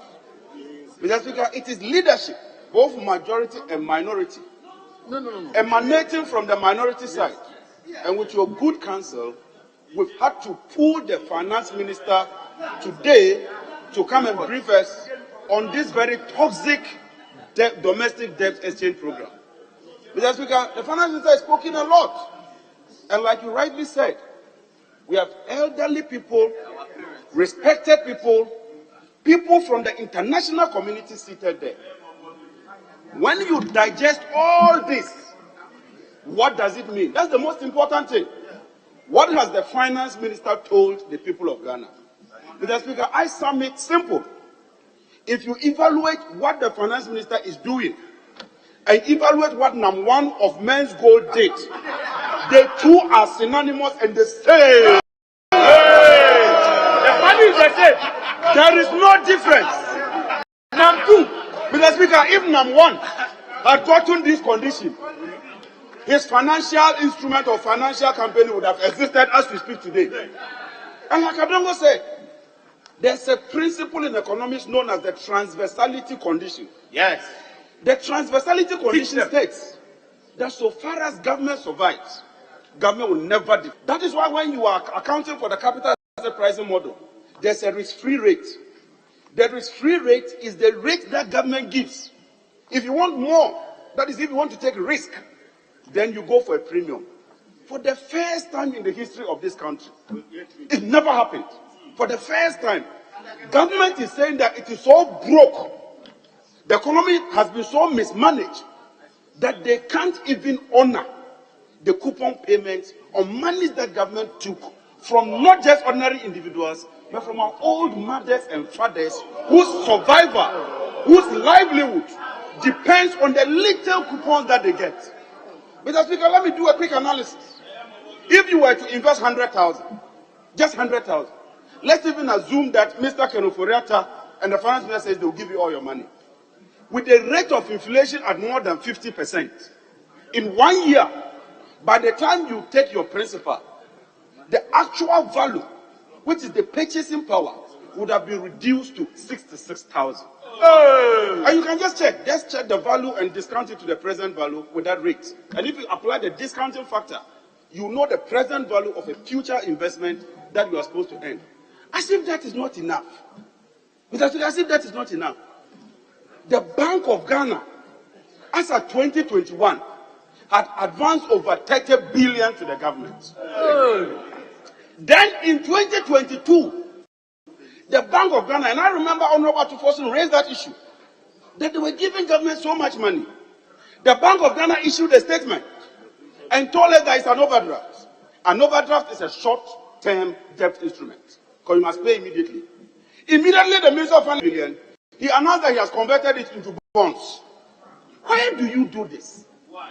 You see, the issue is credibility. That is why the women and the men who are old, they don't trust the minister. Because look, the president told us that there will be no haircut. It turned out that it was false. The minister himself promised us that individuals will not be part of this whole domestic debt instrument. He's here. He's on record. On record. Then on the eve of Christmas, he issued a statement that he will not exempt pensioners, and he is now bringing individual bondholders into the whole frame. Mr. Speaker, this is a serious matter. This is not an NDC matter. This is not an MPP matter. This is a national issue where all of us ought to put our political difference aside, look straight into the minister and telling the minister, you will not touch the pensioners today, you will not touch them tomorrow. Yeah. Mr. Speaker, this house, I plead with you, and I plead with leadership, that we should pass a resolution that for the first time we are putting our political difference aside. We should pass a resolution telling the minister, I'm not interested in his resignation. If he doesn't want to resign, that is their own cup of tea. Because the problem is not just Kenuforiata. The problem is Kenuforiata, Dr. Bawumia, and Akufo-Addo. This trilogy, this three, they are the problem of Ghana. And Mr. Speaker, problems cannot solve problems. Solutions solve problems. I'm therefore calling on Parliament to pass a resolution compelling the Minister of Finance, just as he has done in paragraph 27, page 7, that all the pensioners would be exempted from this domestic debt exchange. Yeah. Not just exempt them. Allow them to clap. Not just exempt them. The bondholders, the pensioners, individual bondholders, their coupon rate, their principal, and the term of the original agreement should be sustained, must stand and stand firm as far as some of us are concerned. Mr. Speaker, we must learn as a nation. I want to commend people who have stood with us. People like Kwame Pianim, people like Kofi Amwaben, people like Sophia Akufu. And even in this house, I salute the venerable majority leader, the Honorable Oseche Mensah-Bonsu, for his stance on the individual debt bondholders as far as we are concerned. Yes. You have demonstrated leadership, leader. And you have a conscience. And I call on you to do same the old men and women watching us today. Mr. Speaker, there are 3 ways that government raises revenue. And Honorable Kwakwati, you mentioned 2. 1 is taxation. 2 is borrowing. But there's a 3rd one. That is seigniorage. Printing of money. How can the Bank of Ghana advance more than 40 billion to the government of Ghana in 1 fiscal year? What is the size of Ghana's economy? 5% of our. It's the size of Ghana's economy. I'm not surprised that the IMF has appointed Leonard Chumo as the financial supervision advisor to the Bank of Ghana. Mr. Chumo, please let me thank you and welcome you to Ghana. Let me plead with you. Please open your eyes at the Bank of Ghana. I cannot trust that governor in one way or one bit. I beg you, open your eyes. Open your eyes. Scrutinize the documents and ensure that the right thing is done. Because in this chamber, when they brought the Sino-Hydro agreement, we cautioned them. It's not as if we did not caution them. We are also Ghanaians. Yes, we might be interested in political power, but we are Ghanaians. We told you that your so-called barter trade will not work. Today you've gone round and round and round. Honorable member, and you are here. Mr. Speaker, on that note, I want to end by appealing to you that the fiscal responsibility regulation that was suspended ought to be reinstated so that we can avoid this cliff. Thank you, Right Honorable Speaker. God bless you.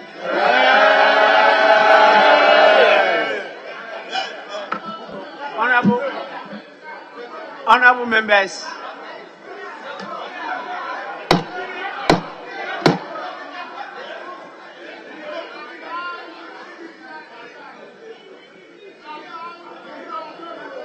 members, we have been joined by a very high-powered delegation from the German parliament. They are here on a study visit, and they focus on meeting the Committee on Legal Affairs. It's made up of members of parliament and the staff of parliament. And I have the pleasure to introduce them to you. They come from the, as I said, the Legal Affairs Committee of the German Parliament. They are here actually to interact with their counterparts, gain in-depth knowledge on the workings of the Committee on Constitutional, Legal and Parliamentary Affairs and other committees, engage you, members of Parliament, on issues relating to the rule of law in Ghana, transparency and accountability in the public and private sectors, conditions of correctional facilities, as well as human rights for all. The visit is further intended to create a platform for networking between honorable members here and their German counterparts, with an aim to deepening relations between the two legislatures. Pleasure and joy of visiting the German Parliament a number of times. I had colleagues there. That time I was minority leader, and almost every year I was in Germany. So I can testify that there's a lot to benefit in having good relations with the German Parliament and the members of Parliament from Germany. They are being led by the chairman of the committee, that's the Committee on Legal Affairs. Her name is Honorable Elizabeth Winkelmeer Becker. Chair, you are most welcome. The other members are Honorable Carmen Weji. I'm sorry if I have not got it right. You know, my German is almost zero. Honorable Israel Leon Limbacher. Honorable Stephen Mayer.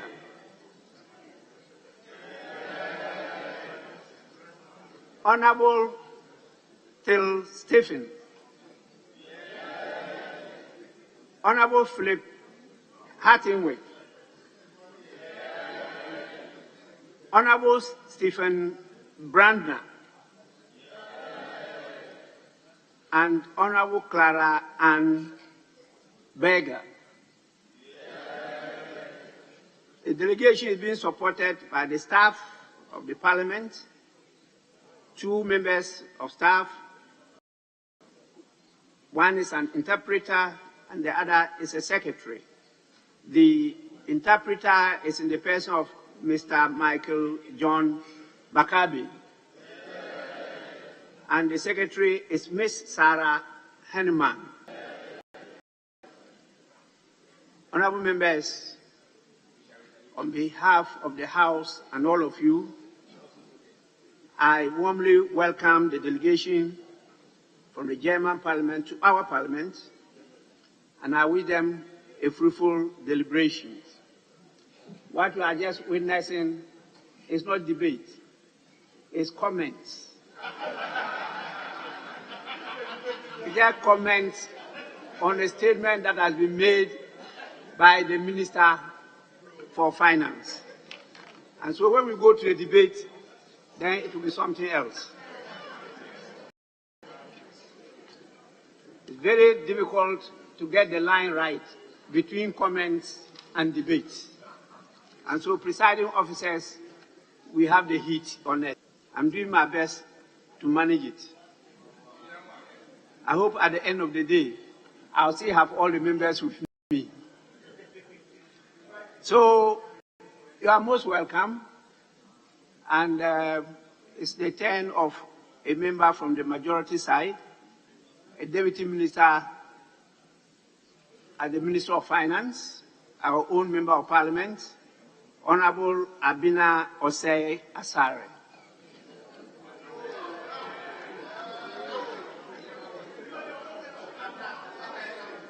Thank you, Mr. Speaker. Mr. Speaker, I thank you for the opportunity. And I also want to thank the people of Ghana for the immense support we have enjoyed from you in these difficult times. Indeed, it hasn't been easy, but for your support, we have come this far, and for that, we are grateful. Mr. Speaker, I also like to use this opportunity to thank all those who participated in the domestic debt exchange. We are grateful to you for your support. Mr. Speaker, I believe that this is one of the processes that will get us out of where we are to a safe landing zone where we can all work together to bring our economy back on track. Mr. Speaker, before I continue, I just want to put out there some impressions that have been created that is not true. Mr. Speaker, on the 3rd of February 2022, we met the majority side and members of Parliament, the parliamentary service staff. And in that meeting, we actually said that we would want Parliament to give the Minister of Finance an opportunity to come over here and then explain the debt exchange to us. So if we stand here and say that we never did anything like that and that the minister was called here, Mr. Speaker, on the 7th of February, if you remember, I even mentioned it. Mr. Speaker, on the 7th of February, the first day that this House mentioned that we mentioned it on the 3rd of February when we met Parliament and the government business. And so we are waiting for the Speaker to give us a date. So, Mr. Speaker, this is something that has been on the table. We are waiting for the appropriate time to do that. And we are grateful that you've given us the opportunity to do that today. Mr. Speaker, secondly, I also want to put it out there that an impression has been created that government is taking away people's money. Mr. Speaker, we have a situation on our hand. Government is saying that I cannot continue with the bonds that I have taken from you. I cannot continue to disburse or to redeem it as it is. Because of where we are now, our debt levels have become unsustainable. And we think about it. Mr. Speaker, anytime you mention our debts, our brothers on the other side fumble. These are debts that we got right from the first day Ghana borrowed to date. This is not an MPP debt. This is a national debt that was created from the first day Ghana decided to borrow to date. So let's get that clear, that it is not an MPP debt. This is a national debt that we have borrowed right from the time Ghana came into being, and Ghana needed to borrow money to date. Mr. Speaker, last year, we were paying our debts, we were servicing our debts until things started getting difficult. Things started getting difficult not as a result of only domestic issues, but also external issues. So it became difficult, and we were using about 70% of our tax revenue to service interest payments alone. Government says, I cannot continue like that. I have to do something about it. And we believe that with the support that we have enjoyed so far, we can move to the next stage. I just want to put on record, Mr. Speaker, to explain that the debt exchange, the domestic debt exchange, are in 3 categories. The first one is the category A, where we have people below 59 years. Government is saying you will get your principal, you will get a coupon of 10%, and that I am initially when we came out with the debt exchange, we had wanted to pay it within 12 years. Upon consultation with several members, government said, I am bringing it to 5 years. For those below 59 years, it is going to be 10%. You are going to get your coupon at 10%.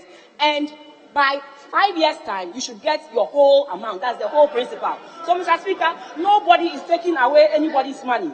And when you come to the category B, Mr. Speaker, these are people 59 years and above. We agree with the sentiments that have been raised. And government effectively looking at the 12 years of the various bonds that we had, it was going to, the effective interest rate was going to be about 18.5%. Government says looking at what the situation where I find myself now, the 18.5% is going to be difficult for me to pay. But I want to redeem the coupons for you. So I am giving 15%. I am giving 15% instead of the 18.5%. So yes, we understand you have sacrificed about 3.5, and we really appreciate that. Our pensioners, we really appreciate the sacrifice you have made for us, and we are grateful for that. So, Mr. Speaker, it is 15%, and that 15% to government is saying within 5 years, you can have your principal. Mr. Speaker, if for any reason, for anybody who signed on the domestic debt exchange, if for any reason you want your money, something has come up, there's an emergency, you want your money, with this debt exchange, you can go on and redeem, get your principal and the coupon you use. Mr. Speaker, in the third category, we have any other person that does not fall between category A or B. So these are the banks. And thankfully, we saw some 6% participation in the category A, which is below 59 years. And for category B, our pensioners, we saw about 0.43% participation. And for the category C, which is the banks, the insurance, and all those, about 78.4% participation in that. Mr. Speaker, it is something that we need to move to the next level. In addition to that, Mr. Speaker, there are 3 outstanding revenue measures that we believe that if we should pass, will also help us reach an agreement come March. So we are pleading with the House that the income tax bill, the growth and sustainability bill, as well as the amendments of the excise duty tax. And we are asking that you support us pass these 3 revenue measures as well to complement the debt exchange that we have done to help us reach an agreement with the IMF. Mr. Speaker, with this opening, we believe that we can also go ahead and engage our external borrowers and make sure they also come on board. Because, Mr. Speaker, this is something that we believe we must do to help our economy move from where we are now to a place where we all can feel comfortable, inflation rates can drop, the market will start improving. First Deputy Speaker to take the chair.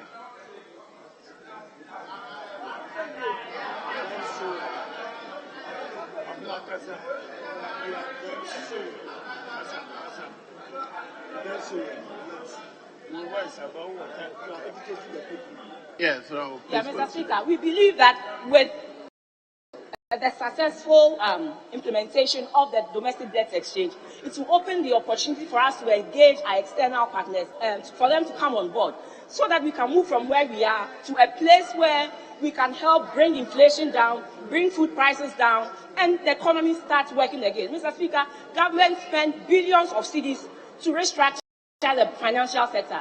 This same government will not see to it that the financial sector collapses. That is why government is doing everything possible to make sure that even in the midst of where we find ourselves, it will support the financial sector as well. So, Mr. Speaker, we thank our colleagues on the other side, we thank our pensioners, we thank the people of Ghana, and we ask that they continue to support Ghana and this government to make sure we move Ghana to the next level. Thank you very much, Mr. Speaker.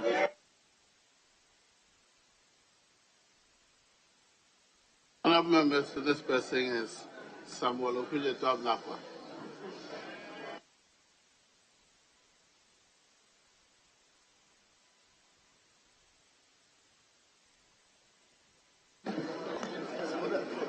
Mr. Speaker, today is a terribly sad day for our country. A country which had so much prospects. First black nation to attain independence, the shining black star of Africa. We used to be the poster child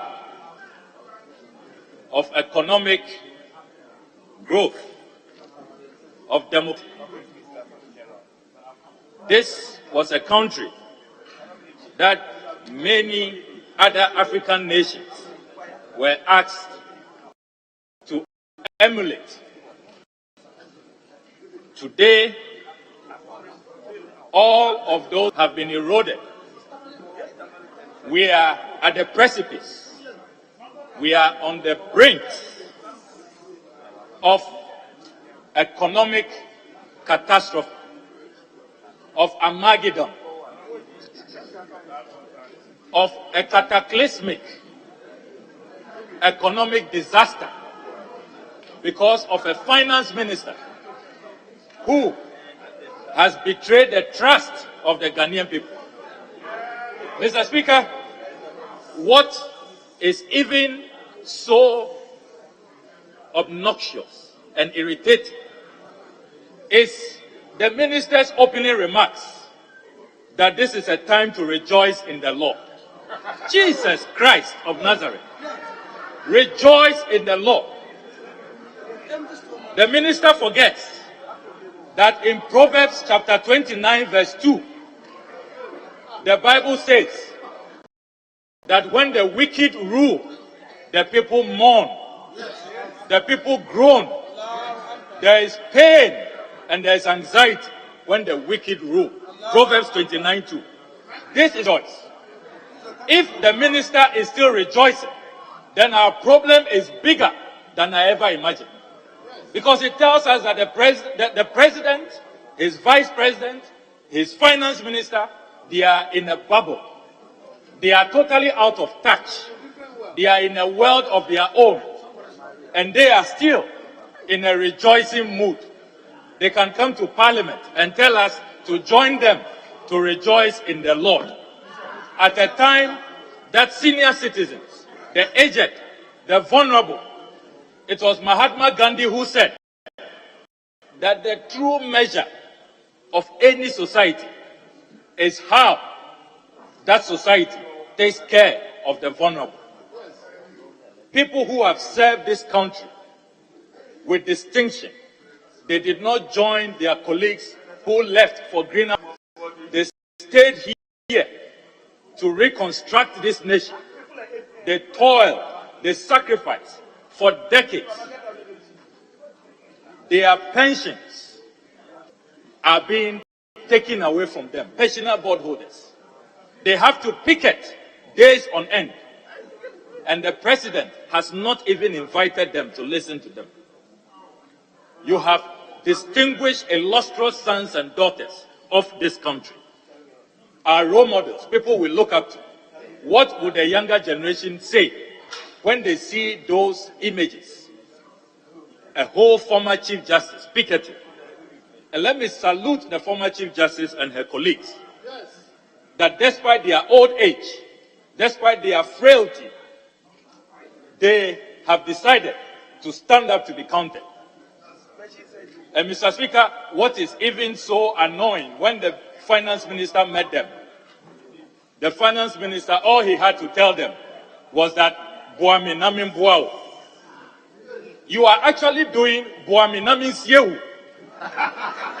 And you are saying Boami Namin Buao. How? How is this? Taking people's money from them, people's hard-earned investments, their life savings, and then you add insult to injury. Apart from rejoicing, quoting wrong scriptures that don't align with the times, you are adding Boami Namin Buao. Let the records reflect that what the minister is actually doing is Boami Namin Siewu. Mr. Speaker, all the things we have heard today from the finance minister is what the former Chief Justice, the Venerable Sofa Akufo, calls dubious explanations. All royalties paid to her. Dubious explanation. This finance minister is still blaming Russia-Ukraine war, so-called exogenous factors. Why is it that we are the only country in Africa currently going through a debt restructuring program? Why? The only country going through a domestic debt restructuring program. Why? Russia, Ukraine didn't affect Nigeria, didn't affect Senegal, didn't affect Cameroon, it didn't affect Togo, Benin. So we have a finance minister who even refuses to take responsibility. What I expected, and let the records reflect, Mr. Speaker, that it is those of us on this side who fought and got the minister to come here today. He didn't come on his own volition. He will have gone ahead with this program without the input of Parliament, without the approval of Parliament. I raised this matter and made an application, an urgent application before the Speaker. But Mr. Speaker, what is even more troubling is that instead of this finance minister to come to Parliament today and read a resignation speech, he has come here to offer dubious explanations. Honourable Member, is the Speaker to take the chair?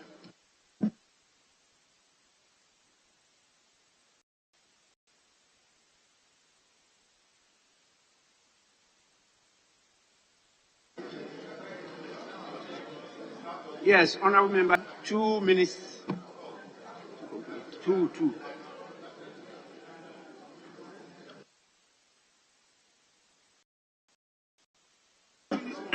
Mr.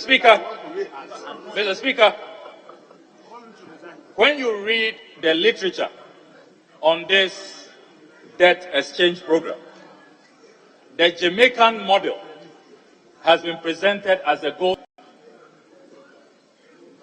and a few countries who are unfortunate, unlucky, who are doomed, like Ghana is today, are asked to adopt the Jamaican model. What did the Jamaicans do? Mr. Speaker, immediately they ran their country. The Prime Minister of Jamaica in 2011, Prime Minister Bruce Orret Golden, resigned. The Finance Minister resigned. The Governor of the Central Bank of Jamaica resigned. Mr. Speaker, that governor was called Derek Latimberdi.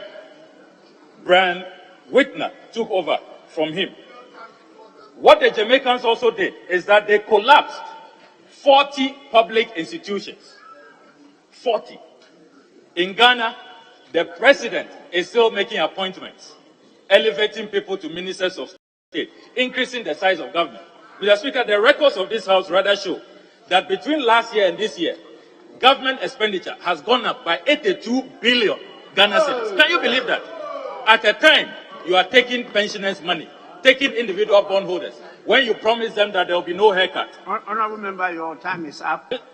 Just 10 seconds, Mr. Speaker. The Jamaican model is important. I'm wrapping up. The Jamaicans also established an economic program oversight committee, which included local business community, labor unions, CSOs, MPs, government officials to oversight. They also implemented the fiscal responsibility law to make sure that debt to GDP does not exceed 60%. And they sought parliamentary approval for all of this. They carried the people along. The finance minister has deviated from this gold standard. And this finance minister must go. I support for a resolution by this House that the pensioners, bondholders, the individual bondholders should be exempted from this draconian Ken Oforiatta inflicted, Dr. Bawumia inflicted, President Nana Addo Dankwa Akufo-Addo inflicted debt exchange program. I thank you very much, Mr. Speaker. Honourable members, it's now the turn of the Honourable Stephen Amwan.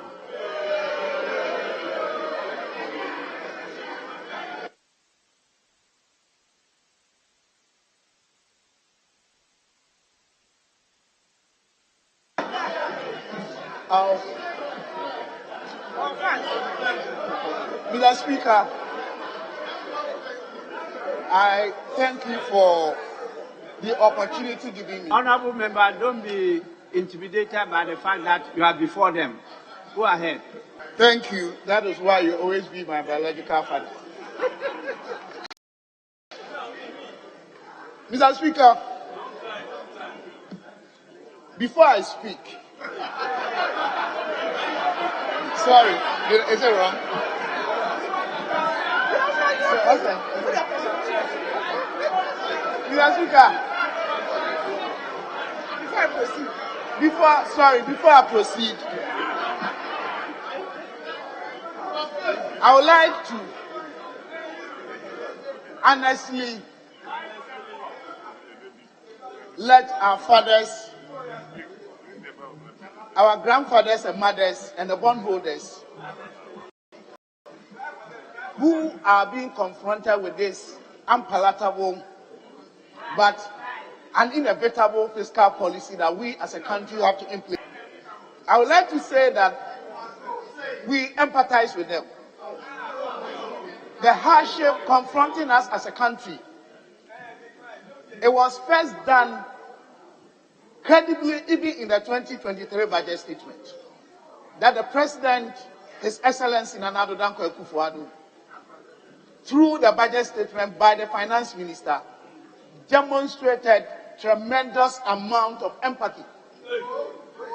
So we would like to let them understand that one day we are all going to grow to become retirees and pensioners. And it is not anything that we are all happy with. But I would like to give this scenario. If you have a child that has been diagnosed by a medical doctor and has prescribed a particular medicine, the medicine might, in the short term, give some sort of uncomfortable situation, such as vomiting and others. But without the medicine, you lose the child. This is where we find ourselves in. This is not a time to adopt political gimmicks because we want power. This is not a time to demonstrate high level of unconscious incompetence simply because we do not understand the situation. It is very bad. Nobody is happy with what is happening. My government, the President, Finance Minister, all of us, even my brothers from the other side, they know that the situation we find ourselves in today, one of the best fiscal reforms is to adopt exchange of bonds with high debt with the low ones. It happened in Jamaica, it happened in Uruguay, it happened in UK in the 80s, it happened in Greece, it happened in Argentina. So this is a global policy. And I think we need to correct this. Mr. Speaker, this minister saying we should give thanks to God doesn't mean that he's happy with the situation. 1 Thessalonians 15, 16 to 18, the Bible states emphatically without any ambiguity that in all circumstances we should give thanks to God, and that is the will of God for his children. So our fathers and mothers, it's not the finance minister is happy about what is happening, but finance minister believes in God. We all believe in God, and that God says that whether we are going through pain or pleasure, we should give thanks to God. It doesn't mean he's not happy with it. Mr. Speaker, I want people to understand why, what has happened, why the DDP. We need to explain to people. There is holdout. When we say holdout, it means the issuer, which is the government, is not in the position to perform its obligation of paying what he owes. It is something we are all not happy with it. How did we get here? We got here because we are having high interest rate payments. It started from 2012. It increased to 2016. It started reducing up to 2018-19. Then we had this global crisis that put up an uncontrollable situation, such that for about 21 months, we're going through impaired productivity in our country. We're not going to work, but we're being paid. The private sector had to sack over 40,000 people, paying corporate taxes. We had shortfalls, revenue generation, over 12 billion.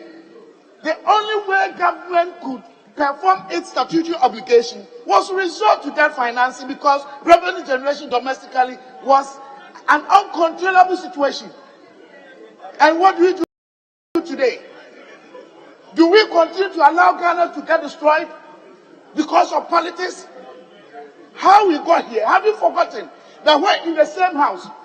Because of the challenges, we are fashioning out the reforms, such as revenue generation. But because of the seemingly balance that we have, there was disagreement that eroded the confidence of the investors, and that put us in a situation where we could not even access private sector to perform over 10 billion a year import bills. We all contributed to this apart from the global. So what we are telling our fathers and mothers today is that we beg them. The situation where we are is an inevitable policy that we need to adopt. What we can assure them with is that Jamaica did, and at a point the same new bonds, their yield began to increase. The market began to do well. They were able to reduce their interest payment, and they went back to the international market, and Jamaica got well. I can assure Ghanaians, if they will be patient with us, there were few challenges in rolling out the implementation. We are sorry, but I'm telling them today, as good managers of this economy, if they will agree with us and accept what you are doing today, in the near future and the long term, they'll be happy with this government. But the politics and the propaganda, other people in the name of securing political capital will not benefit this country. I want to tell them that government is not sleeping. On the side of the government, we are cutting 30% emolument for the executives. We are reducing fuel by 50%. We are taking away almost all the irrelevant projects, making sure that the fiscal space that is causing all these problems, we can consolidate it. So, Mr. Speaker, all that we are saying today is that, yes, some of the points raised by my brothers from the NDC, I agree with them perfectly. No, we don't consider why we are here. When somebody is dying, if there's a convulsion, your child is going through convulsion, you don't ask how he got there. You find solution to that. And one of the solutions we want to find as a government today is to make sure that we put in place measures and policies that going forward, whenever there is global crisis, this very country of ours, going through the sinusoidal performance of our economy and other things, we can handle them well. Mr. Speaker, I don't want to, but what I want to say, sorry, I don't. Mr. Speaker,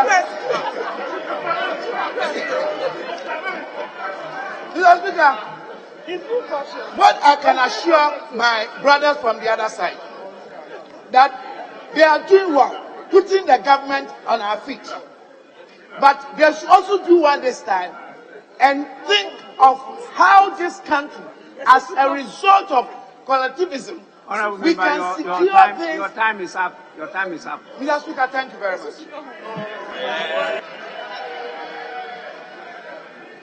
Honorable members, we now listen to Honorable Eric Opoku. Thank you very much, Mr. Speaker. Mr. Speaker, typical of the finance minister, he began the statement with a quotation from the Bible. And I would like to do the same thing. Mr. Speaker, 1 Kings, chapter 12, verse 6. Solomon once sought the expertise of old men who helped him make important decisions about the kingdom of Israel. But, Mr. Speaker, he did not touch the livelihood of these old men. He sought their expertise, but never touched the livelihood of these people. Mr. Speaker, every policy has three. Listening to the minister, I was trying to see if I can understand the three key elements in the policy. The first one was the definition of the problem. The minister attributed everything to external factors. Mr. Speaker, we are where we are because of their unbridled borrowing for consumption. Mr. Speaker, when he took over, the total debt stock of our nation was 120 billion, as reported by Bank of Ghana. Today, you are here reporting that our debt within 6 years has ballooned to 575 billion Ghana cedis, indicating that within 6 years, you have added 455 billion to the national debt stock. What did you use that money for? You are an investment banker. You know that when you borrow, you are expending future revenues and you pay in future. How did you invest the resources? Today, we are being asked to repay and we can't get the money to pay just because you borrowed for consumption. So, Mr. Speaker, we are in this morass, this economic quagmire, just because the government decided to borrow for consumption as if the world was coming to an end. That is the problem. If you don't have a better appreciation of the problem, there is no way you can prefer solutions. So if you continue to attribute it to Ukraine, Russia, to COVID, then there's no way you can solve the problem. Let's understand. Let Ghanaians understand that you have created the problem. And that from today, if you intend to borrow again, you will borrow for investment and not for consumption. In that case, we can have some confidence that the minister is now on the proper track to achieve the target set for himself. Mr. Speaker, the second point is the goal. What is the minister seeking to achieve with this policy? The minister is seeking to achieve fiscal space to grow the economy so that we can have resources to pay our loans. Mr. Speaker, now you are postponing payment of debts. You owe people. You are saying that I cannot pay you today. I'm postponing the payment so that I can have space to borrow more. How then are you going to pay? If you want to have fiscal space to grow the economy, borrow it today. And before you borrow, you have been given a conditionality. Go and reduce your debt from the 100.3% of GDP to 55%. And just because of that, what you're saying is that, no, I cannot pay you today. I'm pushing it up to 2037. After 2037, I'm going to borrow again, invest that money to grow the economy so that I'll be in a capacity to pay my tax, my debts. How can you do that, Mr. Speaker? So the goal is not achievable. And then, Mr. Speaker, what instrument is the minister seeking to use to address the challenge? He wants to fall on the savings of the aged, our mothers and fathers who have contributed their quota to this state. And as we speak, they don't have anything to live on except the little that they have saved. The minister is saying that without the savings of these people, Ghana cannot get out of the trouble. Mr. Speaker, as we speak, we are already in the mess. We are already in the mess. Banks are facing liquidity challenges because they're dependent on the deposit of their customers from which they bought the bonds. And the bonds are not being honored now. So when you go there, credits have dried up.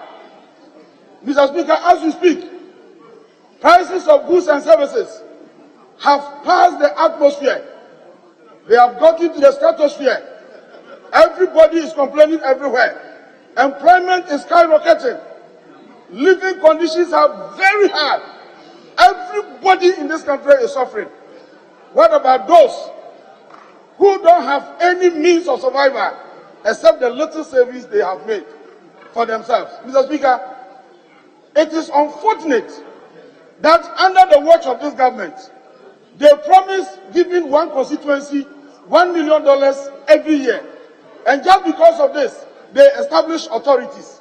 Authorities to ensure that these funds are utilized in the best interest of Ghanaians. The funds were never disbursed, but the authorities are there, taking monies from the taxpayers to pay them and to service their offices.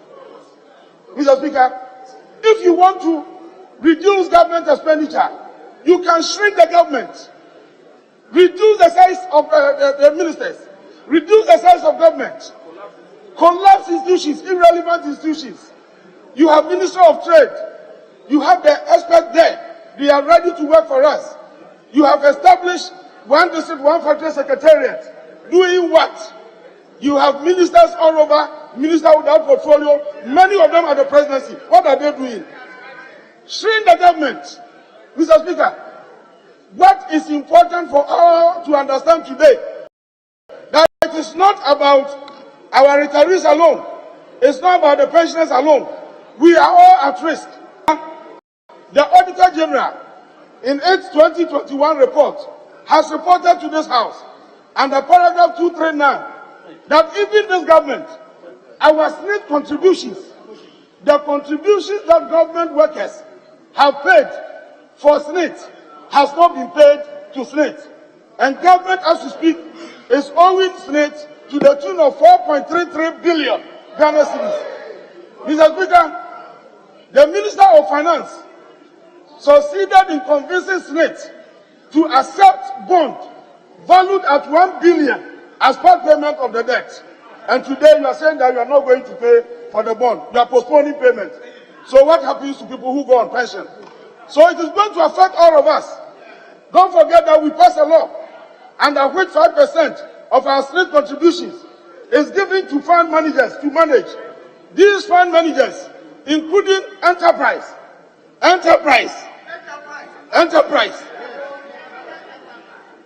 These fund managers have invested these monies in bonds, anticipating that the bonds will be honored and they will get interest, and then when people retire, they will have their monies.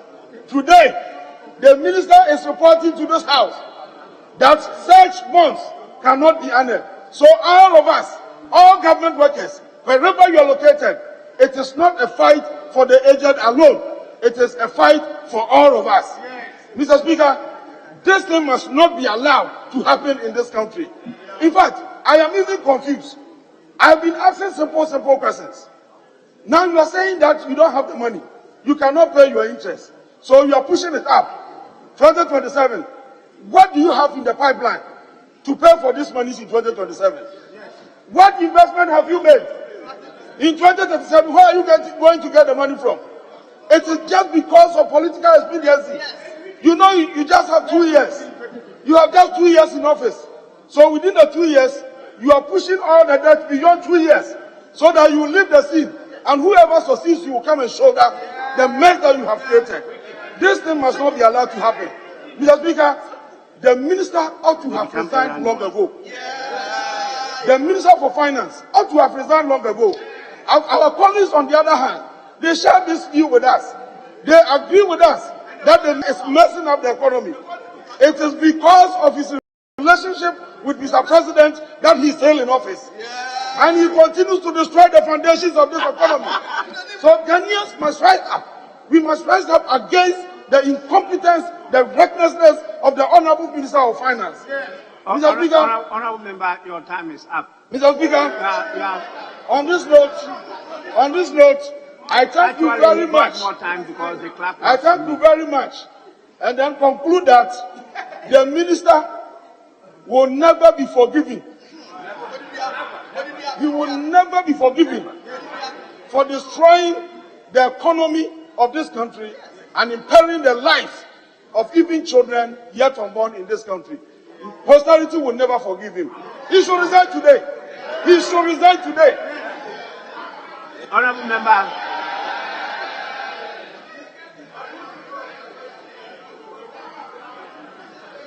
Honorable Member. Honorable Eric Opoku, I heard you quote the Bible, but this your last statement is not biblical at all.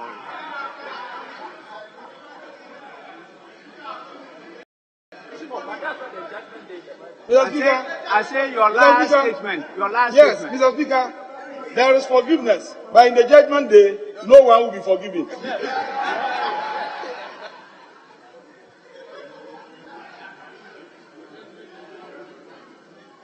Honorable members, it's the turn of the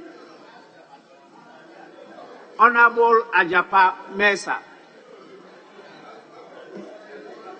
Honorable Ajapa Mesa. Thank you, Right Honorable Speaker, for the opportunity to contribute to the statement ably made by the Minister responsible for finance. Speaker, I must commend the Minister for attending upon the House to deliver this message that clearly puts in context where we are coming from and what has necessitated the need for him to go through this program, and obviously steps that he is taking going forward to ensure that we bring our economy back onto its feet. Speaker, I must, before I even begin my contribution, indicate my strongest empathy towards the elders and senior citizens who have appeared before Parliament today, obviously following from their initial picketing at the Ministry of Finance in the course of the week. Indeed, taking a step back and listening to the commentary, the narrative in the public space.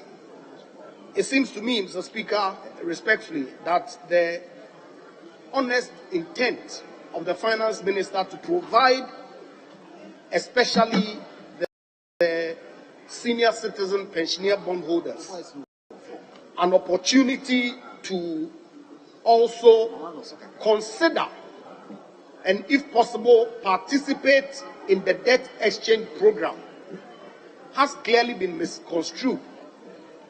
But, Mr. Speaker, it's not surprising to me because with my past experience as a banker, I know that what the finance minister is seeking to do, really, having regard to how bonds work, is that you purchase the instrument for a fixed tenure. What that means is that you are not entitled ordinarily to redeem that bond until it matures. However, there's a secondary market where if for some emergency you are unable to wait for the maturity of the bond, then you can go to that secondary market to discount. Now, a huge chunk of the domestic debt was being exchanged under the program. What that meant, Mr. Speaker, was that there was going to be a limited market for old bonds that had not been exchanged to participate in the new bond. Clearly, that would pose some disadvantage to people who are holding on to the old bonds. And so the finance minister went against his own commitment to exclude the the retirees and individual bondholders, to afford them an opportunity to participate in this new bonds so that they can have the flexibility of trading it on the secondary market. Mr. Speaker, that is exactly what the finance minister sought to do. Honourable member, just a minute. Honourable members, in view of the nature of business before the House, I direct that sitting be held outside the prescribed period. That is the 2 o'clock. So please, you may continue. Speaker, that was exactly what the finance minister sought to do by opening up an opportunity for pensioners or individual bondholders to also participate in the debt exchange program. Speaker, but I'm not surprised about the responses that we are getting from largely the general public and indeed from our friends on the other side, because clearly they see an opportunity to, as it were, even listening to the comments that has transitioned into a debate from what the finance minister presented, clearly want to play politics with the circumstances that we find ourselves in today. Mr. Speaker, I hear words like the finance minister should not touch pensioners, he should not take away people's money from them. Why is he doing this to our pensioners? Whipping up sentiments clearly and taking away the focus from what the reality and the issues are. And Speaker, with all due respect to my colleagues on the other side, we should not lose sight of the context within which, as a country, we find ourselves here today. I hear my friends on the other side making a call on the finance minister to resign. But we forget that we, as a house, approved all the deficit limits for the finance minister to go and fund the deficit that we had approved for him in this house. Yet, we make it look as if the finance minister, without recourse to parliament, goes out there and takes these obligations for which he solely ought to be held responsible. But clearly, this is a collective responsibility. And Mr. Speaker, we did not approve those limits for the finance minister to go out there and contract these funding budgets, not for nothing. There was a basis for this House approving the budgets that the finance minister has consistently sought to implement for the benefit of the good people of this country. Mr. Speaker, if you look between 2017 and 2019, Honorable Okudieto Ablakwa made references to Ghana being touted as the poster child of Africa. Indeed, it was true. We all witnessed those comments from the global community. So what happened post 2019 is a matter that ought to agitate all of us mind. That we were faced with a global pandemic which was not known to anybody, and so we had to react in a certain manner to protect lives and livelihoods. Indeed, and in fact, I hear my colleagues on the other side make references to every time you are using COVID-19 and Russia, Ukraine as excuses. Why are other countries in Africa not suffering the same fate? Speaker, we conveniently forget that not many African countries, apart from Ghana, had energy sector bills that needed to be paid for. We conveniently forget that not every African country had a banking sector crisis that the IMF had identified as far back as 2014, that the assets were toxic and needed to be cleaned up.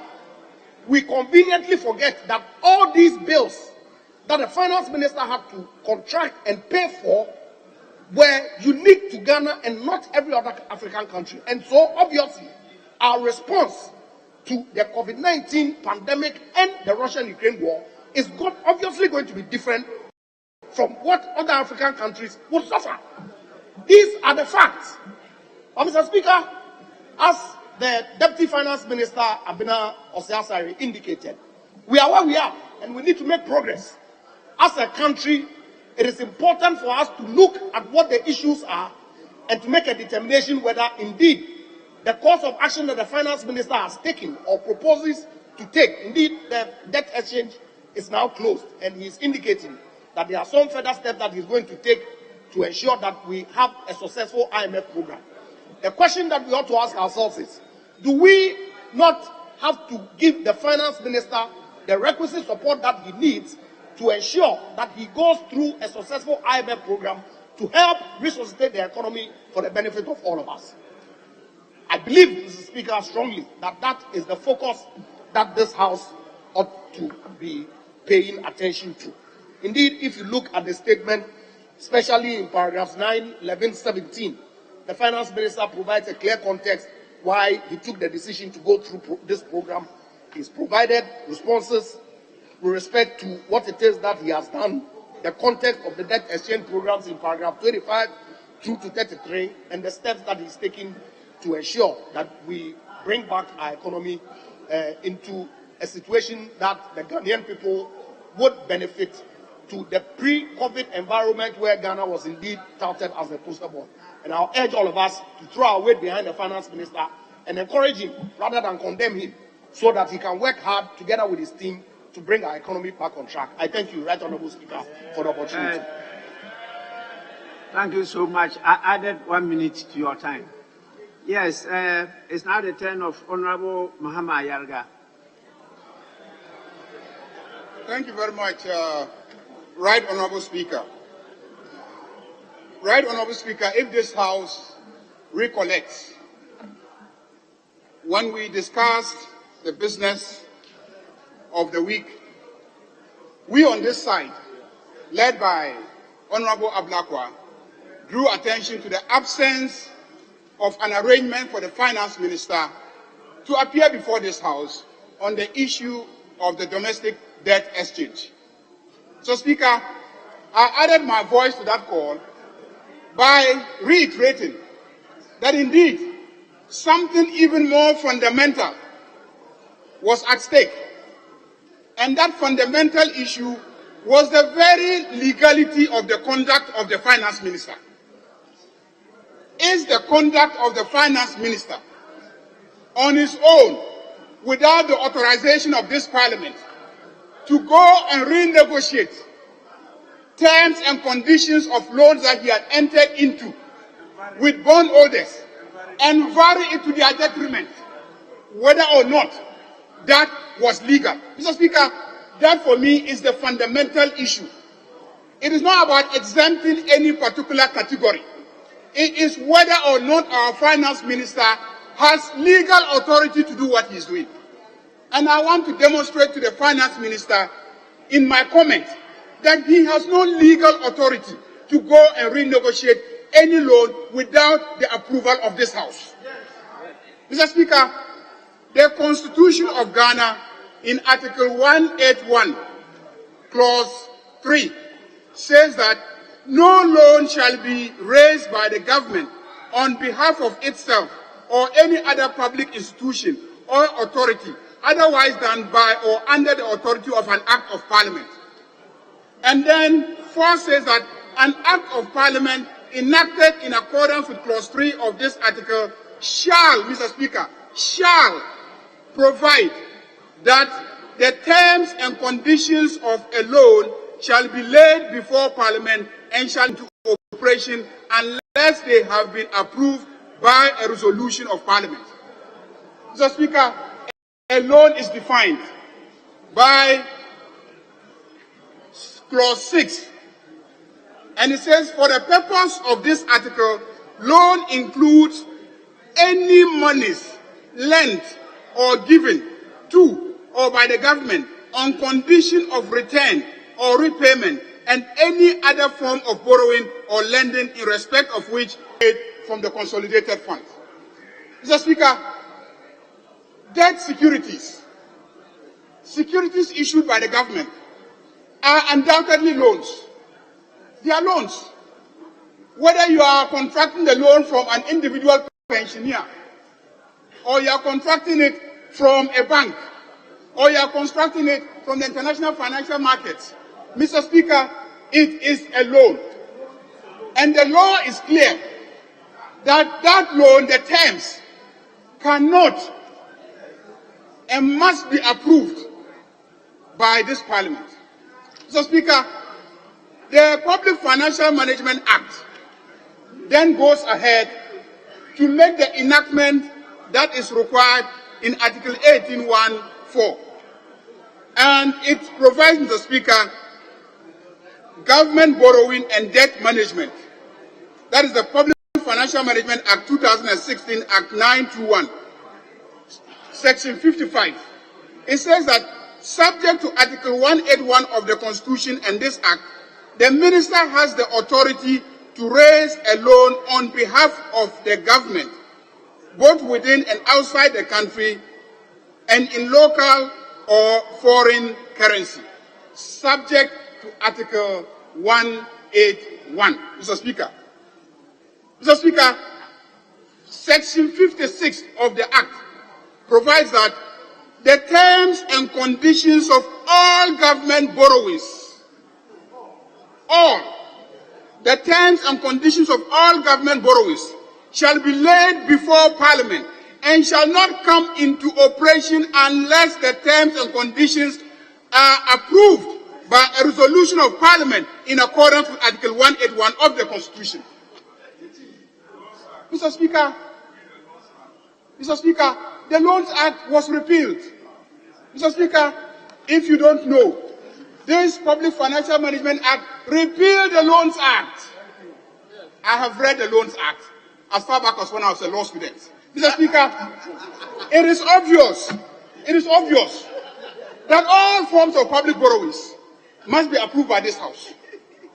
And so changing the terms and conditions must equally be approved by this House. It must be approved by this House. So the Minister of Finance cannot be a law unto himself and be running wrecks on the lives of innocent people by changing the terms and conditions of a loan that they have contracted with the government of Ghana. Mr. Speaker, this is what is in issue today. This Parliament is being called upon to stand on the side of our citizens because they elected the president to manage their welfare, and they elected us to protect them from the same president. That is our constitutional arrangement. It is not about exempting just the pensioners. It's about ensuring that the finance minister is accountable to the people through this Parliament by bringing whatever he has negotiated with the bondholders to this House so that we will be the ultimate deciders of whether it is acceptable. He cannot enforce the changes. It is unconstitutional. It is illegal. It is inappropriate. And that is what is in issue. Mr. Speaker, again, in one of the statements, after he had borrowed from the banks and rendered the banks penniless, he now tells the banks that they should go to Ghana Amalgamated Trust PLC so that they will be assisted with some funding from the Ghana Financial Stability Fund. Mr. Speaker, again, you ask the finance minister, who is GATT? Which law established GATT? Is GATT a public entity? And why will he imperil banks and now direct them to go to GATT, a private entity, and go and seek assistance? Under whose authority is he doing this? His own authority? Mr. Speaker, there is a parliament. And all of us sitting here are members of this parliament. And we must not allow something like this to happen. Mr. Speaker, he announces the Ghana Financial Stability Fund. He should tell us under which act he is establishing a Ghana Financial Stability Act. And he announces funding to be given to the Ghana Financial Stability Act. He should tell us his source of revenue and who authorized him as finance minister to release money under the name of a Ghana Financial Stability Fund to assist the banks. Mr. Speaker, if it is public fund, he must come here and get his approval. And he hasn't come here for any approval. Mr. Speaker, this finance minister has become a law unto himself. And this parliament must sit up.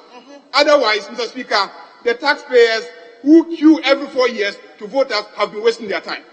Mr. Speaker, we have been elected, all of you, on all sides, so that on this day, a day like this, when the executive is trampling on the rights of ordinary citizens, we will stand to be counted. We will stand to be counted. Mr. Speaker, this parliament cannot accept what has happened. All that the finance minister has done is illegal, is unacceptable, and if he doesn't bring it here for approval, Mr. Speaker, we will not allow it to stand. We will go to every institution under this constitution to make sure that we block what the finance minister has done. We must defend the bondholders. We must defend the pensioners. We must defend the owners of the banks. We must defend anybody who has given some confidence, invested confidence in the government of Ghana, of which we are all part, and lend his money to the government. We must defend them today. If we don't defend them, then we are all wasted, Mr. Speaker. Mr. Speaker, I am one of those who demanded that the finance minister should be here, and it is because of this important constitutional matter. Your time is up. So, Mr. Speaker, in concluding, my basic comment is, Mr. Finance Minister, everything that you have done is inconsistent with the Public Financial Management Act, which vests. It is inconsistent with the Constitution of the Republic of Ghana. It is illegal, it is not fair, it's not right, you can't do it. Please stop what you are doing. Thank you very much, Mr. Speaker. Honourable members, it's the turn of Honourable John Kuma.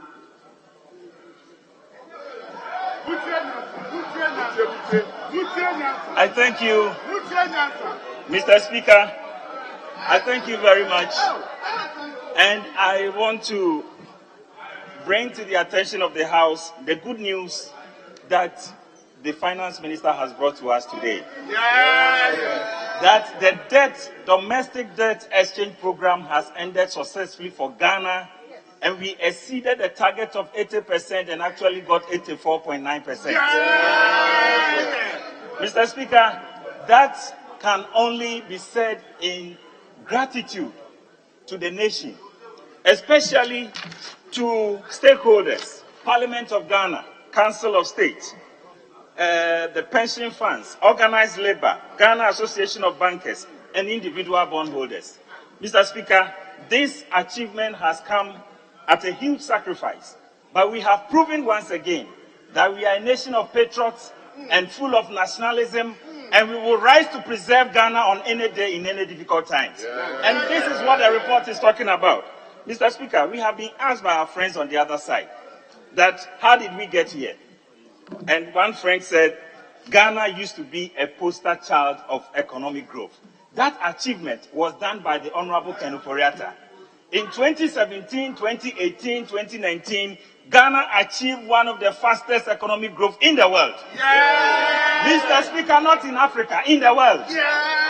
We are where we are today because of misfortune. Mr. Speaker, in 2020, COVID struck Ghana. COVID struck the world. Ghana is not an exception. And as we speak today, Mr. Speaker, my friend asks, why is Ghana the only country going through debt restructuring? Mr. Speaker, maybe our friends are not following globally what is happening. As we speak today, over 30 countries have run to the IMF for one support or the other. As we speak today, Zambia is before the world for debt restructuring.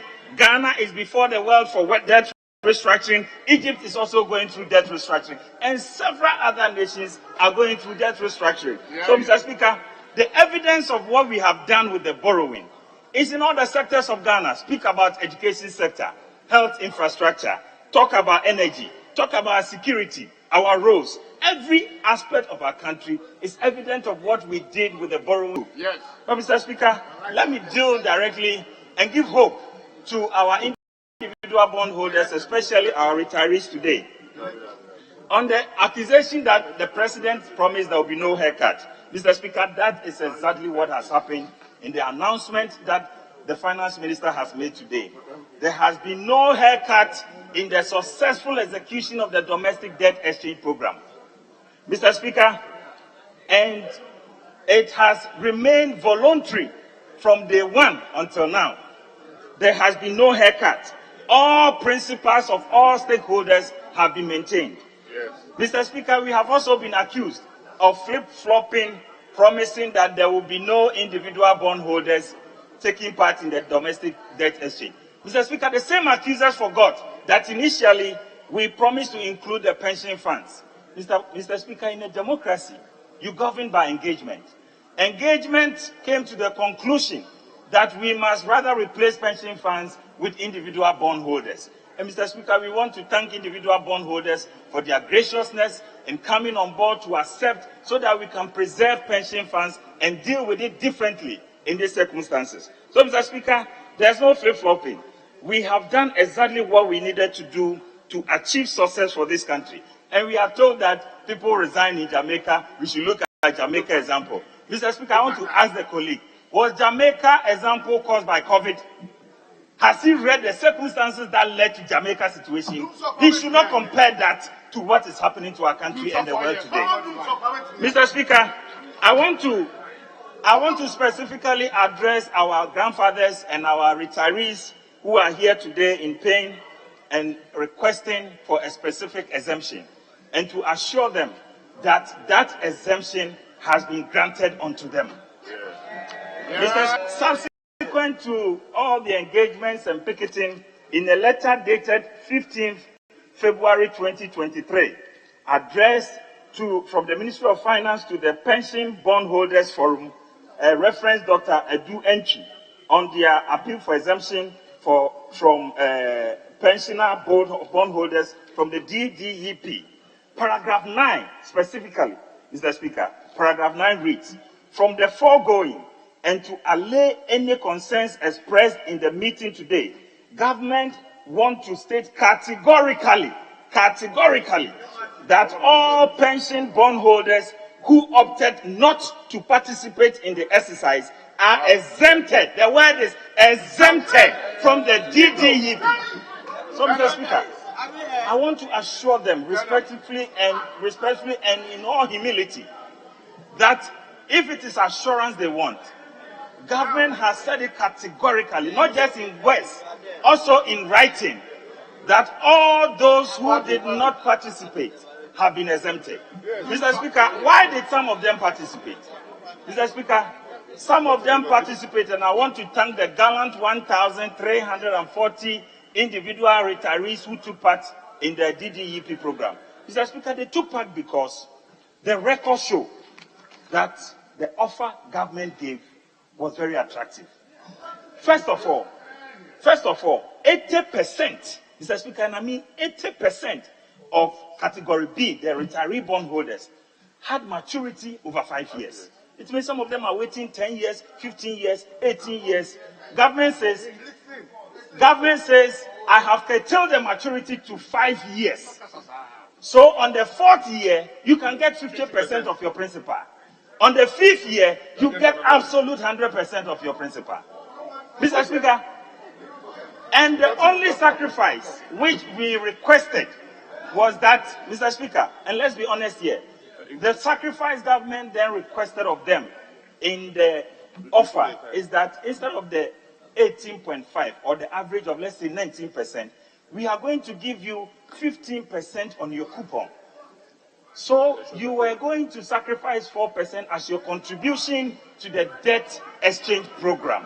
Mr. Speaker, even that is not compulsory. Mr. Speaker, it is not compulsory. It is optional. Now, Mr. Speaker, it is optional. Government says you choose to pick it. Now, the 80%, Mr. Speaker, about 1,340 of the retirees said, okay, we will take advantage of the 5-year maturity period given to us. After all, we are still going to get our coupon rate of 15%. And the event, Mr. Speaker, most importantly, in the event that there is an emergency, which, let's say, a health condition, and I have to trade off the bond coupon that I have, there will be no market, or there's less market attraction for the old bonds as compared to the new bonds. Because as we speak today, per the results, almost 85% of all bonds have now been migrated into the new bond market. So there's a less bond market for the old market. That is not a government situation. It is a market determination that can affect the value of your bonds, Mr. Speaker. So this is why opportunity was offered. It is not to force anybody. It is not compulsory. And Mr. Speaker, they wanted the word exemption. We have put it in words, and I'm confirming it today. All those who did not participate, please rest assured, you are exempted. Your bonds will be paid, your coupons will be paid, and your principals will be paid. Honourable member, your time is up. Your time is up. Keep fighting. Your time is up. Oh, Mr. Speaker, so in conclusion, Mr. Speaker, I just want to thank the minister and to thank all Ghanaians who participated in giving us a successful domestic debt exchange. I thank you, Mr. Speaker. Yeah. Honourable members, we now listen to the Minority Leader, Honourable Atuforson.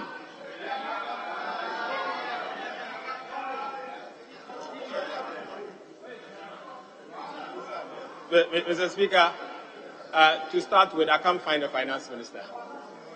Mr. Speaker, it is important that he's here to listen to our side of the debt exchange that is ongoing. Mr. Speaker, first, let me state that all what is happening was avoidable and is still avoidable. Mr. Speaker, domestic debt exchange is like a surgery. You don't do it if you are not sure of its repercussions. Mr. Speaker, you only do it knowing very well that it will solve a problem. But unfortunately, what the Minister of Finance and the government is doing today will hurt the people of Ghana big time. Mr. Speaker, I say this for a simple reason that there's a good reason why no African country has ever restructured its domestic debt. There is a good reason why Ghana has never defaulted in the payment of domestic debt. Today, Ghana is the first country in the entire Africa ever to restructure its domestic debt. We are the first country, this is the first time we have defaulted in the payment of our domestic debt. The Speaker, yesterday, Fitch downgraded Ghana to restrictive default. Simple put, we have defaulted in the payment of our domestic debt. Yesterday, Mr. Speaker. Mr. Speaker, what surprises me is that instead of government addressing the concerns by burden sharing, they are engaging in burden shifting. Mr. Speaker, I say burden shifting for a simple reason that when you are confronted with this major economic catastrophe, you share the burden with your citizens. But what this government is doing is shifting the burden from the government to the ordinary Ghanaian. So, Speaker, by the time that this government is done with what they are doing, the insolvency we are seeing at the national level, the bankrupt Ghana, we will now see a bankrupt pensioners, bankrupt individuals, bankrupt banks. That is what this government is seeking to do. They are only transferring the bankruptcy from central government to individuals. Unfortunately, our country, as we speak, is bankrupt. Our country, as we speak, is simply insolvent. We cannot repay our debt. Simple put. Mr. Speaker, what will shock you is that this minister and the government is transferring the bankruptcy to pensioners. It's transferring the bankruptcy to individual bondholders. It is transferring this bankruptcy to rural banks. Transferring this bankruptcy to credit unions. And the financial sector, don't be surprised that by the time that they are done and dusted, we will have to engage in banking sector cleanup once again. Because, Mr. Speaker, our banks are going to obviously collapse. Mr. Speaker, I have cited a Bank of Ghana report that says 17 banks are at risk as a result of what is happening. 17 banks. And so I urge the minister to be careful in what he's doing, not to transfer the bankruptcy to the private sector. To continue on this part, Mr. Speaker, I say this for a simple reason that what is happening is self-inflicted. One, Mr. Speaker, this government started in 2017 by engaging in unsustainable borrowings. We were sitting here. Anytime the minister appears before us, he tells us that he's going for panda bond, sukuk bond, what do you call it? Green bond, yellow bond, all sorts of bonds. You have to establish a whole unit responsible for bonds. A whole unit responsible for bonds. Today, this is your terminal report. This is your terminal report. Mr. Speaker, one time I called the minister of a rebond. Because all what he knows is to engage in borrowings. I once said that this government only knows about one problem, one loan. This is the terminal report. It's self-inflicted. And when we asked him to start dealing with the problems, Mr. Speaker, he refused. He told us yes that he's not going to IMF. The deputy minister there, he said he's not going to IMF today, tomorrow, until the kingdom comes. Today you are there. Mr. Speaker, if they had gone to IMF earlier, all of this, we could have remedied it. Aside that, Mr. Speaker, after going to IMF, they said to us that they want to achieve staff-level agreement in record times. Mr. Speaker, I can confirm to you today that our IMF program is poorly negotiated. Poorly negotiated, Mr. Speaker, and I show you the reason why I'm saying it's poorly negotiated. Mr. Speaker, another country that is in similar problem is Sri Lanka. Sri Lanka has to go through debt restructuring. And what Sri Lanka has done is that they have agreed with the IMF to reduce their debt to GDP by 28% over a period of 10 years. 10 years, from 2022 to 2032. Our minister responsible for finance, who led the negotiation, had agreed with the IMF to reduce our debt to GDP in present value terms from 103% of GDP to 55% of GDP within a period of 6 years. Mr. Speaker, simple put, Ghana seeks to reduce our debt to GDP by 45% plus in 6 years, as against Sri Lanka seeking to reduce this by 28% by 10 years. So, Mr. Speaker, simple put, for those of us who doesn't understand, this means that Ghana's adjustment is more harsh. It's harsher. Mr. Speaker, it is harsh in the sense that, Mr. Speaker, if Ghana had negotiated this in a longer horizon, domestic bondholders, debt restructuring, particularly domestic, would have been avoided. That is why Sri Lanka is not doing domestic debt restructuring. That is why they are not doing domestic debt restructuring. Mr. Speaker, I repeat, our colleagues, the Minister of Finance who led our team to the IMF to negotiate, did a very bad job. They did a very bad job.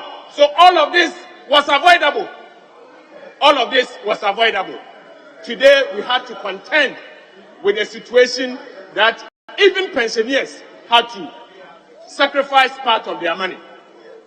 Mr. Speaker, I beg to say that what is happening in this country, time has come for us to put the brakes. Mr. Speaker, it is not for nothing that if you look at the Republic of Ghana, in Article 1993, Mr. Speaker, pensioners, pension money is exempted for the payment of taxes. And the Constitution is specific about this, that pension should not attract taxes. Mr. Speaker, the intention is clear. The intention is to protect our pensioners. Today, government of Ghana is engaging in a fiscal policy that seeks to take money from pension funds, particularly pensioners. But what surprises me, Mr. Speaker, is that while the minister intends to exempt future pensioners, he's intended to tax, or he's intended to engage, not to exempt people that are already on pension. What sort of economic policy is this? What sort of economic policy is this, Mr. Speaker? Mr. Speaker, you are exempting future pensioners, but current pensioners, you don't want to exempt them. No wonder, Mr. Speaker, Mr. Speaker, that pensioners are picketing at the Ministry of Finance. Mr. Speaker, 2 days ago, 1993. Mr. Speaker, not long ago, our ex-Chief Justice Sophia Ekufu, had to be part of the picketing. And she said something very, very instructive. Mr. Speaker, some of the things she said, and I beg to read, Mr. Speaker, she said that, why are we in this mess? Nobody has fully explained to us. We took loans. What did we use the loans for? And where is the accountability? Exactly what was it used for? You government are not telling us about how we are going to be able to make things better. But you are saying, help me, and I help you. No, you help yourself first. Let me see if you are doing something seriously. Mr. Speaker, please, and Mr. Speaker, you went on to say that because we have seen this sort of things so many times. Mr. Speaker, she went on to say that I find this wicked. Mr. Speaker, I can agree with her. This is wicked. She went on to say that I find this disrespectful. Mr. Speaker, I agree with her. This is disrespectful. Mr. Speaker, she went on to say this is unlawful. Mr. Speaker, I agree with her. Mr. Minister, this is unlawful. Mr. Speaker, she went on to say that I find this totally wrong. Mr. Speaker, I can only agree with her. This is very wrong on your part, Mr. Minister. So she went on that the last thing you should do, especially when you don't have any service that are specifically geared at the comfort and the relief of the aged. Mr. Speaker, our former Chief Justice went on to say something very instructive and said that this is not Medofua Dadame. She said, Medofu Edimewu. Medofu Edimewu. Medofu Eriame. Medofu Asame. Mr. Speaker, and I agree with her because we cannot allow a country to be run the way it's being run. Mr. Speaker, I want to serve notice. That based on Order 78 of our standing orders, that I wish to give notice, Mr. Speaker, that we, members of this House of the House, will file a motion to invite the House to pass a resolution directing the minister responsible for finance to exempt individual bondholders and pensioners from the domestic debt exchange. Mr. Speaker, I heard my colleagues say that they have exempted individual bondholders. Mr. Speaker, let him be aware that there is difference between self-exempt and issuer's exemption. Mr. Speaker, the rights are not the same. The rights are not the same, so don't think we don't know about this. Mr. Speaker, we will push for issuer's exemption for our dear pensioners. We will push for issuer's exemption for the ordinary bondholder.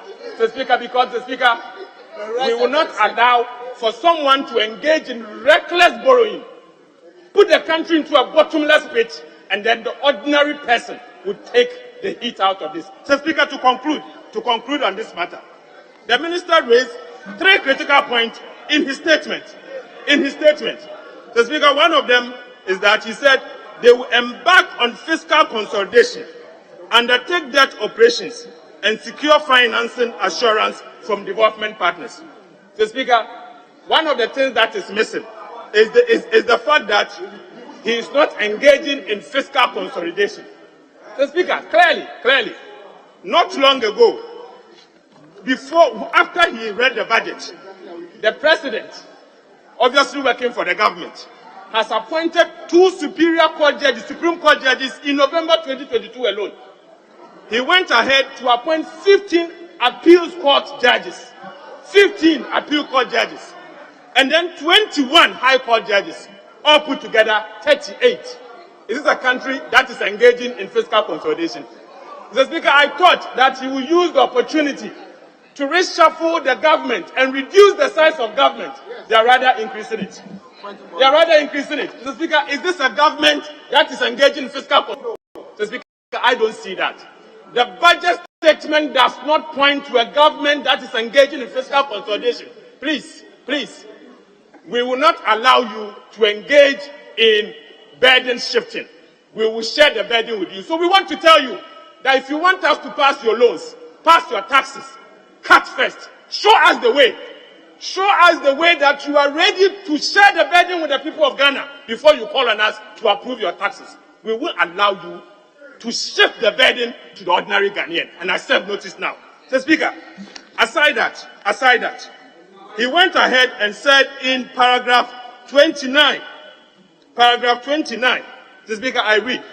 He said, Mr. Speaker, government is however mindful of the fact that 82.9 billion bonds that were successfully tendered represent 64% of the outstanding stock, which is 130 billion at the end of December 2022. So, Speaker, in one breath, they said that they were able to achieve 80% plus. In another breath, it is actually 64%. In another breath, it's actually 64%. So, who are you trying to deceive? Who are you trying to deceive? It's 64%. That is your success rate, and not 80%. And take note, your own statement. Mr. Speaker, and finally, Mr. Speaker, finally, our minister has said that the SLA required, among others, that the completion of comprehensive debt restructuring covering domestic and external debt, in addition to fiscal consolidation efforts and other structural reforms. This is one of the fastest agreements for a country undertaking a debt restructuring. The Speaker, indeed, is one of the fastest, but it is the one that is mostly poorly negotiated, because they rushed into it, didn't constitute proper and strong team to be able to negotiate with the IMF, and as a result, Ghana has had a bad deal. Mr. Speaker, thank you, Mr. Speaker.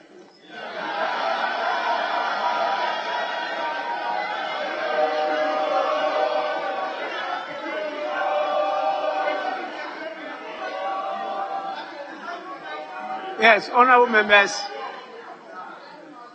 it's now the turn of the majority leader, the leader of the House, Honorable Oseiche Mensah Bonsu.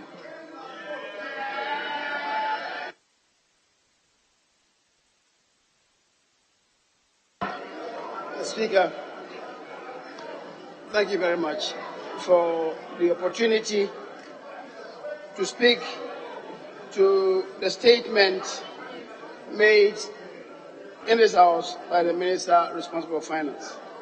But, Mr. Speaker, just so that we do not mislead ourselves, I think the concluding statement from the minority leader should be further interrogated, because it's mixing up facts. The Speaker, in paragraph 26 of what the Minister presented to us, it says, the Ministry of Finance formally launched the domestic debt exchange on 5th December 2022, seeking to restructure about 137 billion Ghana cedis worth of government bonds and notes. As of December 2022, the total outstanding debt eligible and non-eligible holders amounted to 137 billion. Subsequent extensions of the dates and payments of maturities meant that the remaining stock reduced from 137 billion to 130 billion. Mr. Speaker, you come to the next paragraph. However, the eligible bonds as per the exchange memorandum meant an exclusion of pension funds and bonds that were subject to swap mechanisms for monetary and exchange rate policy operations. This then brought the eligible bonds for tendering to 97.7 billion. Mr. Speaker, if you don't read these things and you jump to conclusions, Mr. Speaker, you may injure yourself as he's injured himself. Mr. Speaker, so the minister, a former deputy minister for finance, now the minority leader, please speak to facts. Please speak to facts and don't jumble the facts. Otherwise, we get it wrong. Mr. Speaker, so that is it. Mr. Speaker, I heard the honorable minority leader before he began saying to us that the domestic debt exchange program is the single financial policy he has ever seen since his birth. Mr. Speaker, that might as well be true. But since the birth of the minority leader, has he ever heard of the invasion of a certain disease called coronavirus of 2019? Have you ever heard that? Since your birth, have you ever heard that a president woke up one day and then decided to attack a sovereign nation? One morning. Have you ever heard that? And have you ever heard of the repercussions that it's had on the world economy? Mr. Speaker, so let's be truthful to ourselves when we want to relate to this. Mr. Speaker, the borrowing crisis, I allude to that. Mr. Speaker, it includes the banking crisis that this government came and solved. It includes the solution that we offered to the doomsday crisis. The Speaker, fiscal space stripped away incrementally over time since we came, addressing the banking crisis, the aftershocks of the doomsday. The Speaker, they take us to pay contracts that we came to meet. All these contributed. Yes, Mr. Speaker, people are laughing over that. Today, the energy that we're generating in stock capacity is in the region of how much? You should know. What do we require for us? So, Mr. Speaker, how much are we paying for the excess capacity? It's not as if we will not require it maybe given 10 years. Certainly by 10 years we require it. Was it necessary to have done those constructions that we did 8 years back? Was it? Was it necessary to have done what we did? Today, the optimum requirement for us is in the region of about 3.2 kilo megawatts, 3.2 thousand, I should say, megawatts. Installed capacity is close to 6,000. We have to pay. Which investor would do that? If you're a private person, would you do that? That's what we did. And this nation has to pay for it. Mr. Speaker, the Honorable Adongo told us that the government debt is more riskier, I'm quoting him, than lending to Adongo. That is well understood by him. It's more riskier. Government borrowing is more riskier than lending to Adongo. You can only understand it. You only can understand that construction. Because that construction is not known to the king. Supposed to be riskier. Doesn't exist in the king's language. But it is now riskier. Mr. Speaker, You don't know why he's saying. You don't know why he's saying. Yeah. Because he used the word more and then riskier. So he's combining the two. It doesn't exist in English. English. Mr. Speaker, I thought. Mr. Speaker, so I'll leave. Mr. Speaker, and he says that MPP are the only property property owning Democrats. He doesn't even read his constitution. If you read your constitution, Article 36, Clause 7 will tell you that all of us, Ghana is a property owning republic. Care to read? It is not MPP. Please, regardless of your socialist antecedents, that is what the referendum was about, and all of us voted for the Constitution of 1992. Mr. Speaker, the minority leader says that Parliament has not approved of the domestic debt program. That, Mr. Speaker, there is when we approved of the budget statement and economic policy. The budget statement and economic policy that came to this House on Thursday, November 24, 2022, is the underpinning policy of government work program. Mr. Speaker, so once you approve of this, you've approved of the policy. I thought people should understand this. You don't understand that. And you are saying that it hasn't come to us. The paragraph that you quoted, the Speaker, and the paragraph 253 to 274. 253 to 274. Read it. It's contained there. And the debt operations are also covered under paragraph 275 to 280. All these are listed there. So they are the policy framework. So when you approve of this, if you read and understood, then you realize that you have approved of the economic policy. So when you come here to say that we haven't approved of the policy, then you do understand or perhaps appreciate what you were doing at the time. Mr. Speaker, the economy has since 2017 not been in this state. Of course, all of us do know that the records of 2017, 2018, 2019 speak for themselves. We have lifted this economy to a plateau level. Mr. Speaker, from what existed in 2012, 2013, 2014, and as at the point of exit, 2016, we were plateauing. And you know that the difference is clear until the advent of COVID-19. And even after COVID-19, Mr. Speaker, look at the growth of GDP in 2021. The economy was bouncing back. It was bouncing back. Then entered 2022. And we find ourselves down again. We have to lift ourselves up. The Speaker, for now, when the finance minister appeared before us, he admits that these are, I'm quoting him, these are very challenging times. And the Speaker, he made that admission by, I'm quoting paragraph 7 of the minister's presentation to us.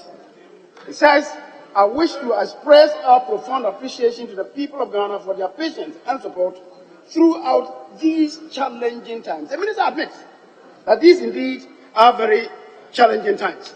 Mr. Speaker, the issues that he related to says, and I'm quoting paragraph 13 of his presentation. It says,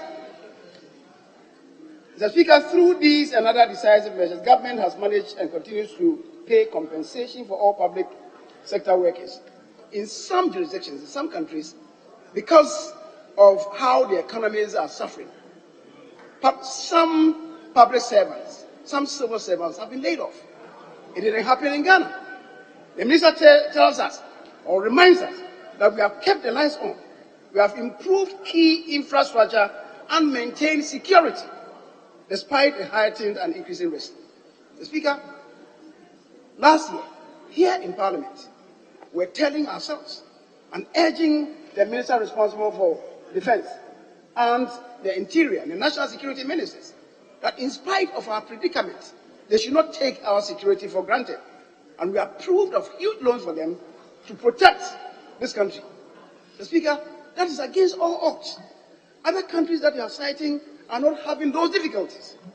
That is what we should remind ourselves. We cannot afford to lower our guards. even in the face of this. Mr. Speaker, the minister then goes on, paragraph 14, that following these interventions, financing of government and liquidity on our domestic market has severely reduced. An admission of the fact that, indeed, attributable to these factors, financial space has shrunk for us, and we must be sympathizing with the Minister of Finance, where we are as a country.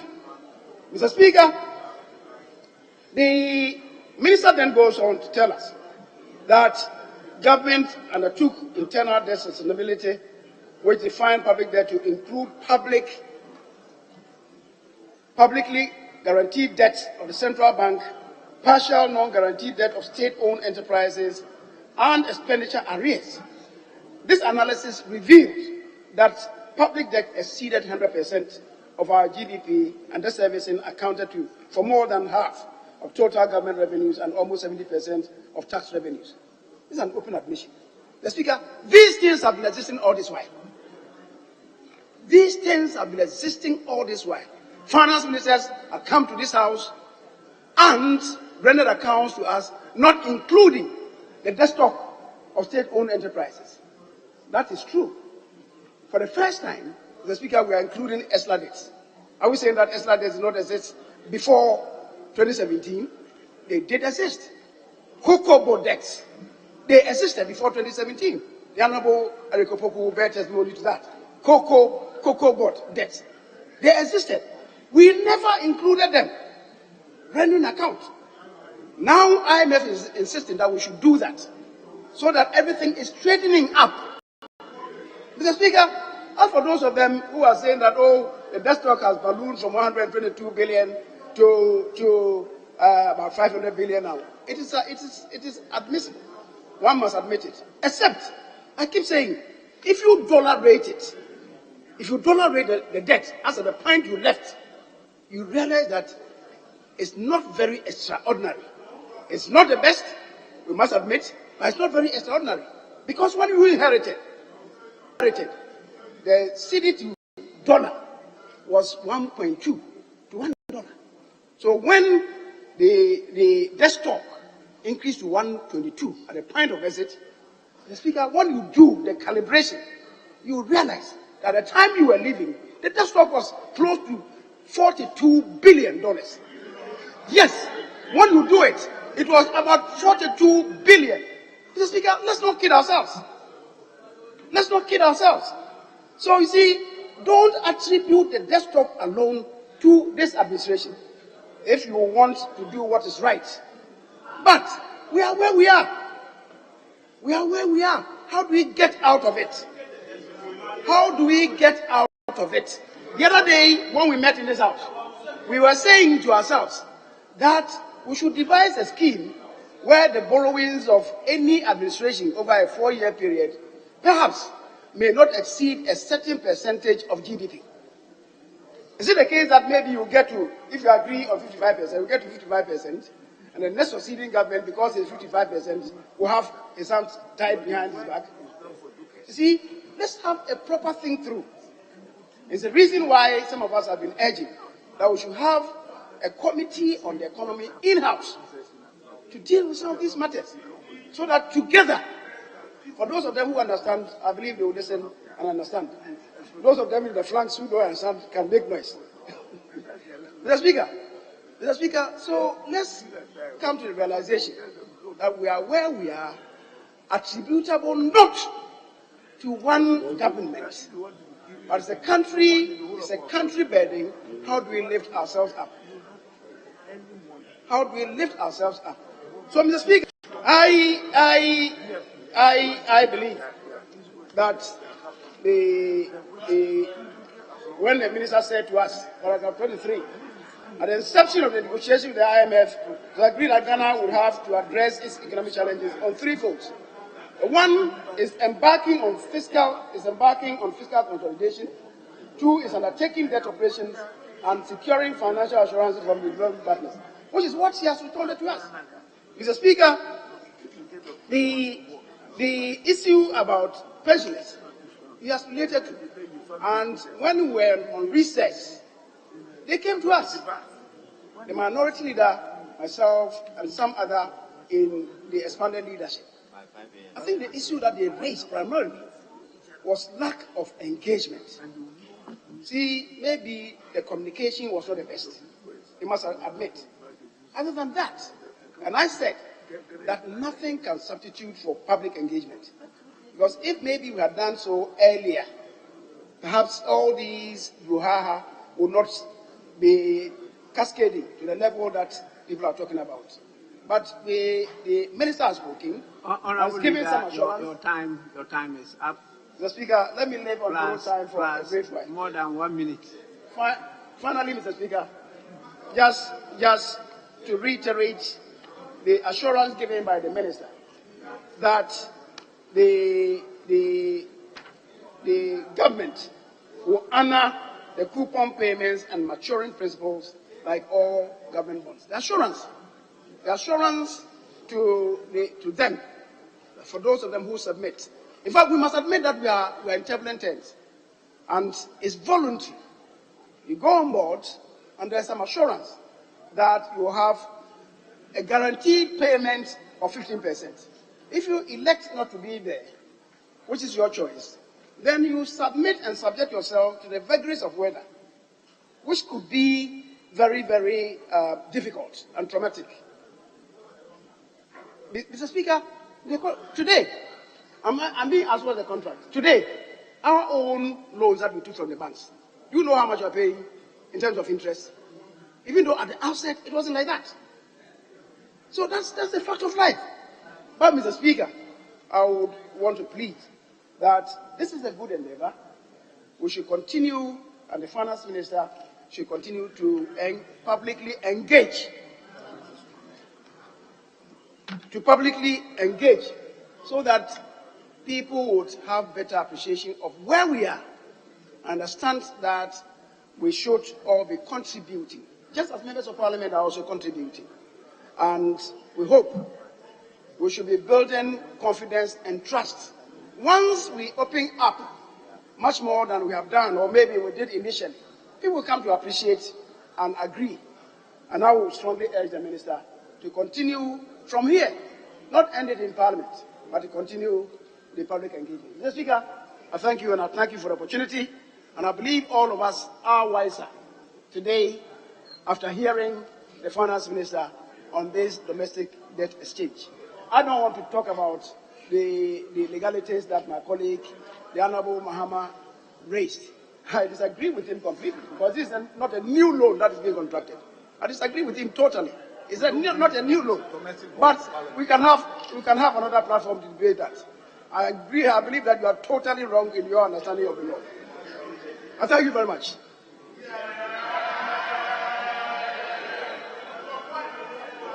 Honourable members,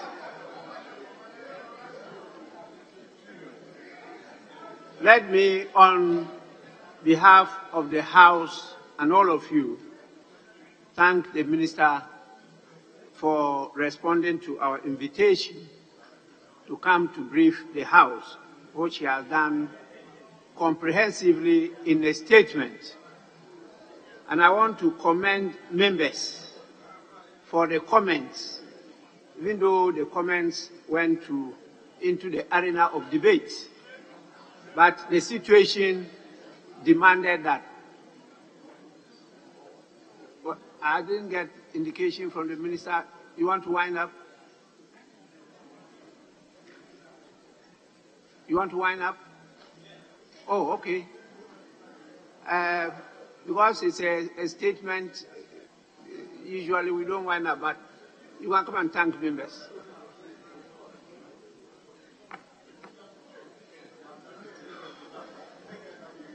Thank you. Thank you very much, Mr. Speaker.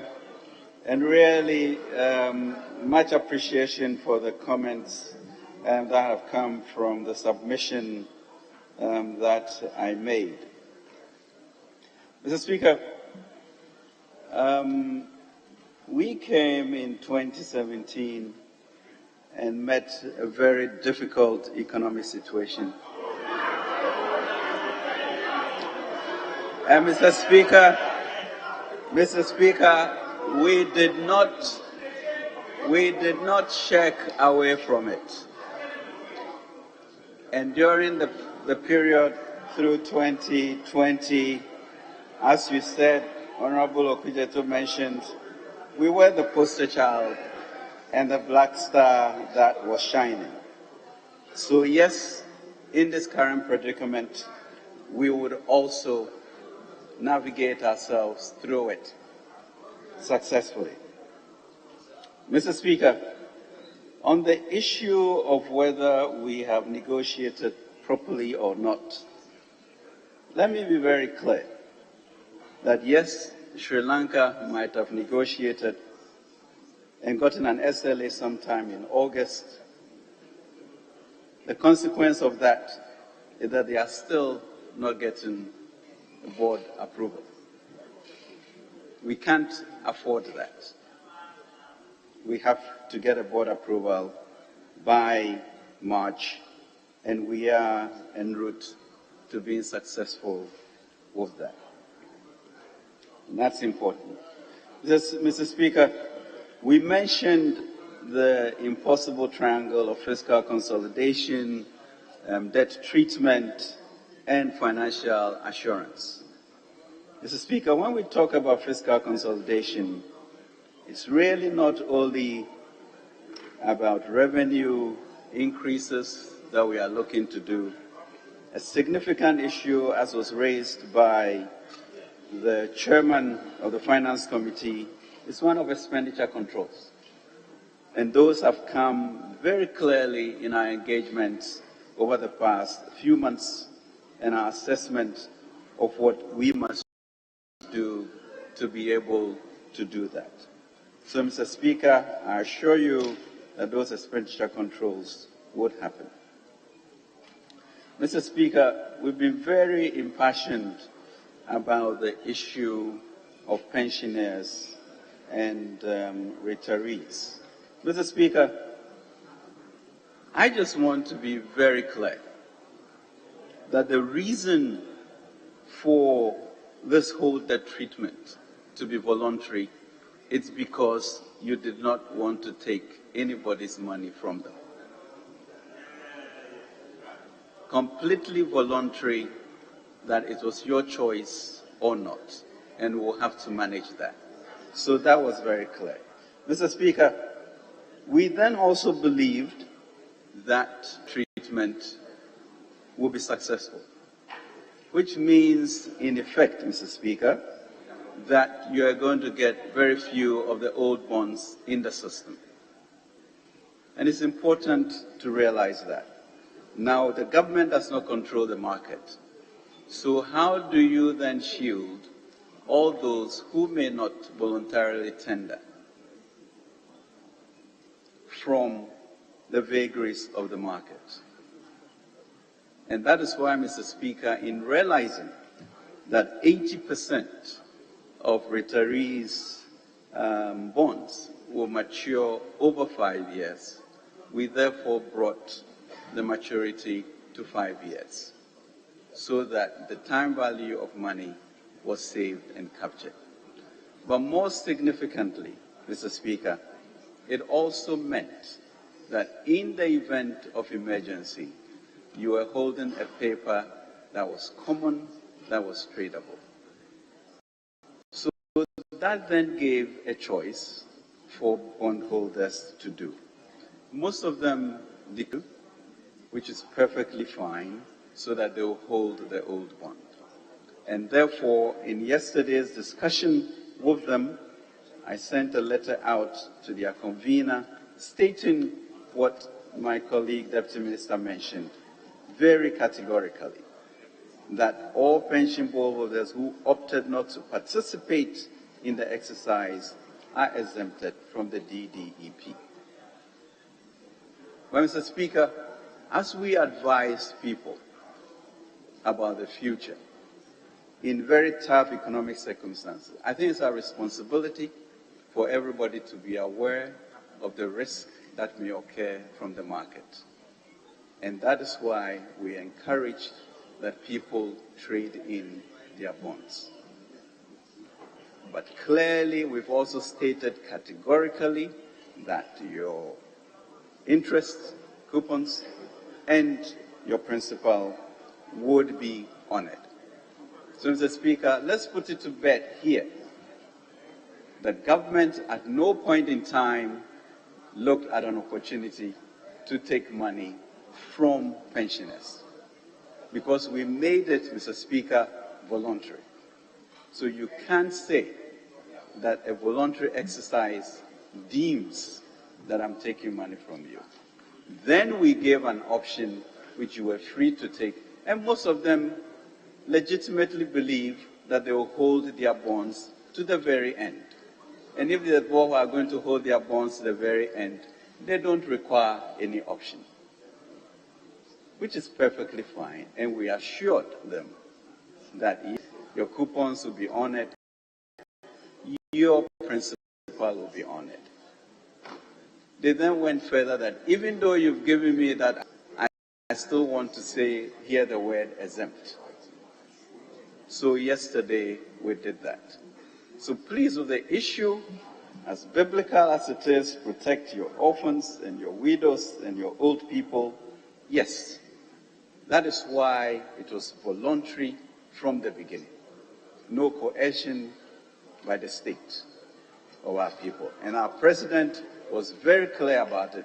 Don't go and legislate it in which you then say, wake up, all your bonds have been changed. But make it voluntary so that it's their choice. But even though it's voluntary, it will then be subject to market vagaries. And so therefore, what option do you give them? And that's where we came up with 15%, allowed and brought the maturity to 5 years. So you can then begin to ask, what is the problem? And that is where Majority Leader is saying, maybe we did not communicate right. But truly, all of us sitting here, all the hyperbole, all the discourse, this is what the government or the people of Ghana did. And that is fact. So, Mr. Speaker, I really appreciate this opportunity to make it very clear to us that this is a caring government, was clear on what this meant, and we made sure that we put things in place, but make it very clear so that people do not lead people astray. Mr. Speaker, we thank you for that. With regards to mention of Sri Lanka and Jamaica, Jamaica was a very different time. Sri Lanka, we are still trying to get a decision on the board, and we need to go to the board fast, and therefore the reasons why we negotiated what we negotiated without apology. And we will not, Mr. Speaker, run away from this problem. We are confident that we will solve it because we inherited such a situation and we solved it. Fastest growing economies in the world. So this would again happen. So let me, Mr. Speaker, thank you very much for this opportunity. Let's rest assured that we will stabilize this economy and get our growth and get our shine back as we should. Mr. Speaker, thank you. Honorable members, thank you.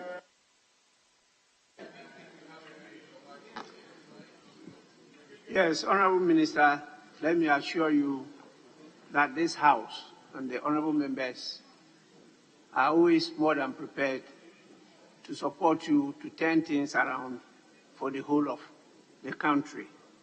Because we are all affected by what happens despite our different political colors. And so anytime you have some of these challenges, this is your home. This is where you should come to. The Jubilee House or the Flagstaff House represents the state. This House represents the people. This is where the powers are. And this is where sovereignty resides. Where the sovereignty is in the people, and we represent the people. And the powers of government are also with the people, and we represent them. So anytime there's any key issue, like a key policy, you need the approval of this House. Very important. You can get the go-ahead from the Jubilee House or Flassa House, but this House is the one that will have to approve and say it's in the interest of our people, go ahead to implement it. And so at any time you are having challenges, please, we are always prepared to receive you and to share views with you. Sometimes on the floor, the members may not be that, but when we meet outside the floor and discuss things dispassionately, I can tell you that members from both sides of the House propose solutions. And so those solutions could have helped us in approving something that we ourselves approved without having the full facts of the situation, including the budget that we approved. We've had information like you've given us today. There are some areas in the budget that we could have touched to help in the domestic debt restructuring.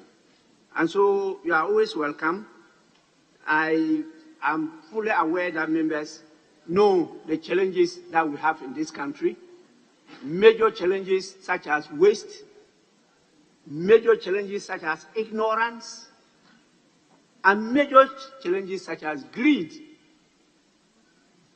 And this House is properly positioned to assist any government to reduce these things: waste, ignorance, and greed. That is part of greed. You know, we know how to do it, and we are elected to do so.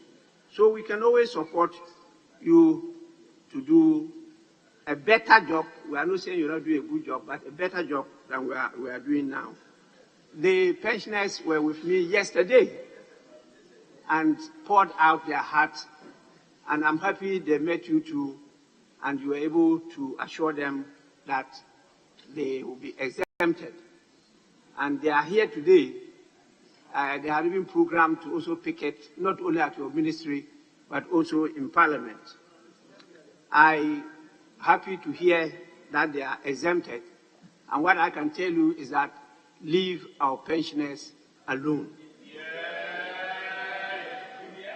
We can solve that without touching the pensioners' small money that we've given to them. With this,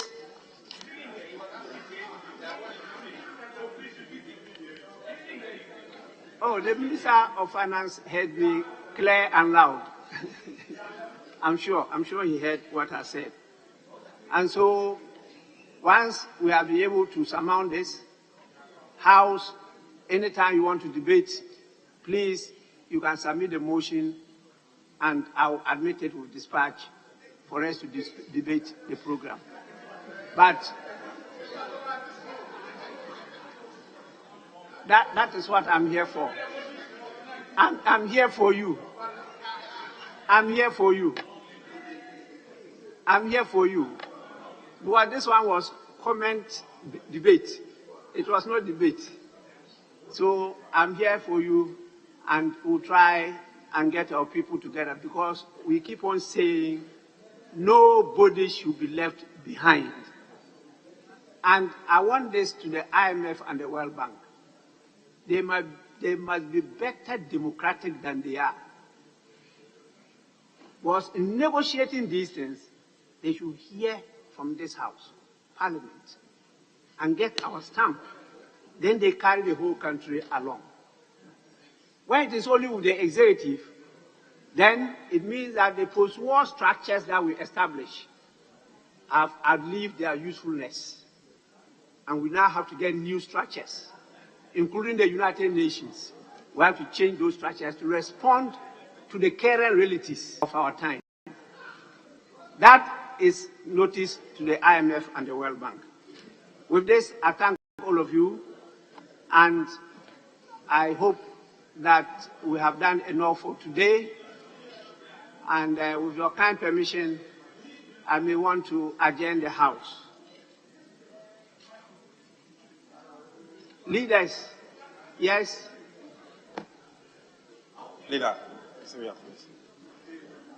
Yeah, thank you, Mr. Speaker. Mr. Speaker, I thought once you have this platform, you were going to refer the statement to the Finance Committee and the Employment Committee and Social Welfare Committee so that we'll continue the engagement and be able to soften the grounds until we get there. But Mr. Speaker, that notwithstanding, it's past 2 o'clock already. I think it's an appropriate time for us to bring down the curtains. So we are in your hands. Yes, we have some urgent business, but I've been advised that we could do it tomorrow because leaders have to rush to some very critical meetings now. I can see that members are also exhausted after such a passionate debate. And so I'll proceed to adjourn the House. Yes, Majority Leader. Mr. Speaker, just remind that there are some outstanding businesses that were to have transacted today. I guess we may have to load them on tomorrow's order paper so that we'll be able to deal with them. As long as we are at it, and whilst we are engaging, I think we also should be a bit circumspect in not to mount a raid on the executive authority. I take a cue from some leading statements that have been made, including that motion should be introduced. And when they come, I'm hoping that the motion has not been admitted even before it's submitted. Mr. Speaker, I know you are listening attentively. I'm just saying that. You can always trust Mr. Speaker. There's no motion before me. But at least that was the sense I got from both sides of the House. What? That they don't mind debating a motion. And I said, I'm prepared. At any time you submit it, I'll admit it. Mr. Speaker, I'm not too sure that anybody called. I say both sides of the House. I don't want to call names. I'm saying that during the course of this debate, I'm not sure that I heard anybody call for a motion from this other side. But let's see the nature of it. Once we want to build Parliament, let's see the nature, the form and character of the motion, and we'll see what to do. But we should not be mindful to build Parliament into a strong institution. Mr. Speaker, so as my colleague has said, it's past 2, and the Finance Committee have 2 different assignments to undertake. I noticed the ranking member is out. I don't know whether he's started the engagement, because he's supposed to go with the chairman. Have 2 meetings, which they have scheduled for 2 o'clock. And I guess the caucuses also have some meetings at 2 o'clock. It's long past 2. So, Mr. Speaker, we are on your laps, and you may adjourn. Yes, we're talking about the Finance Committee. There are a number of referrals before the Finance Committee. Chairman, Finance Committee. I refer so many things to your committee, and we are not hearing from you. So many things. I don't want to mention them. Report back to the House that you are having challenges in these areas. Then we know what to do. Spends for quite a long time. With this, honorable members, tomorrow Friday at 10 o'clock in the forenoon. The House is adjourned.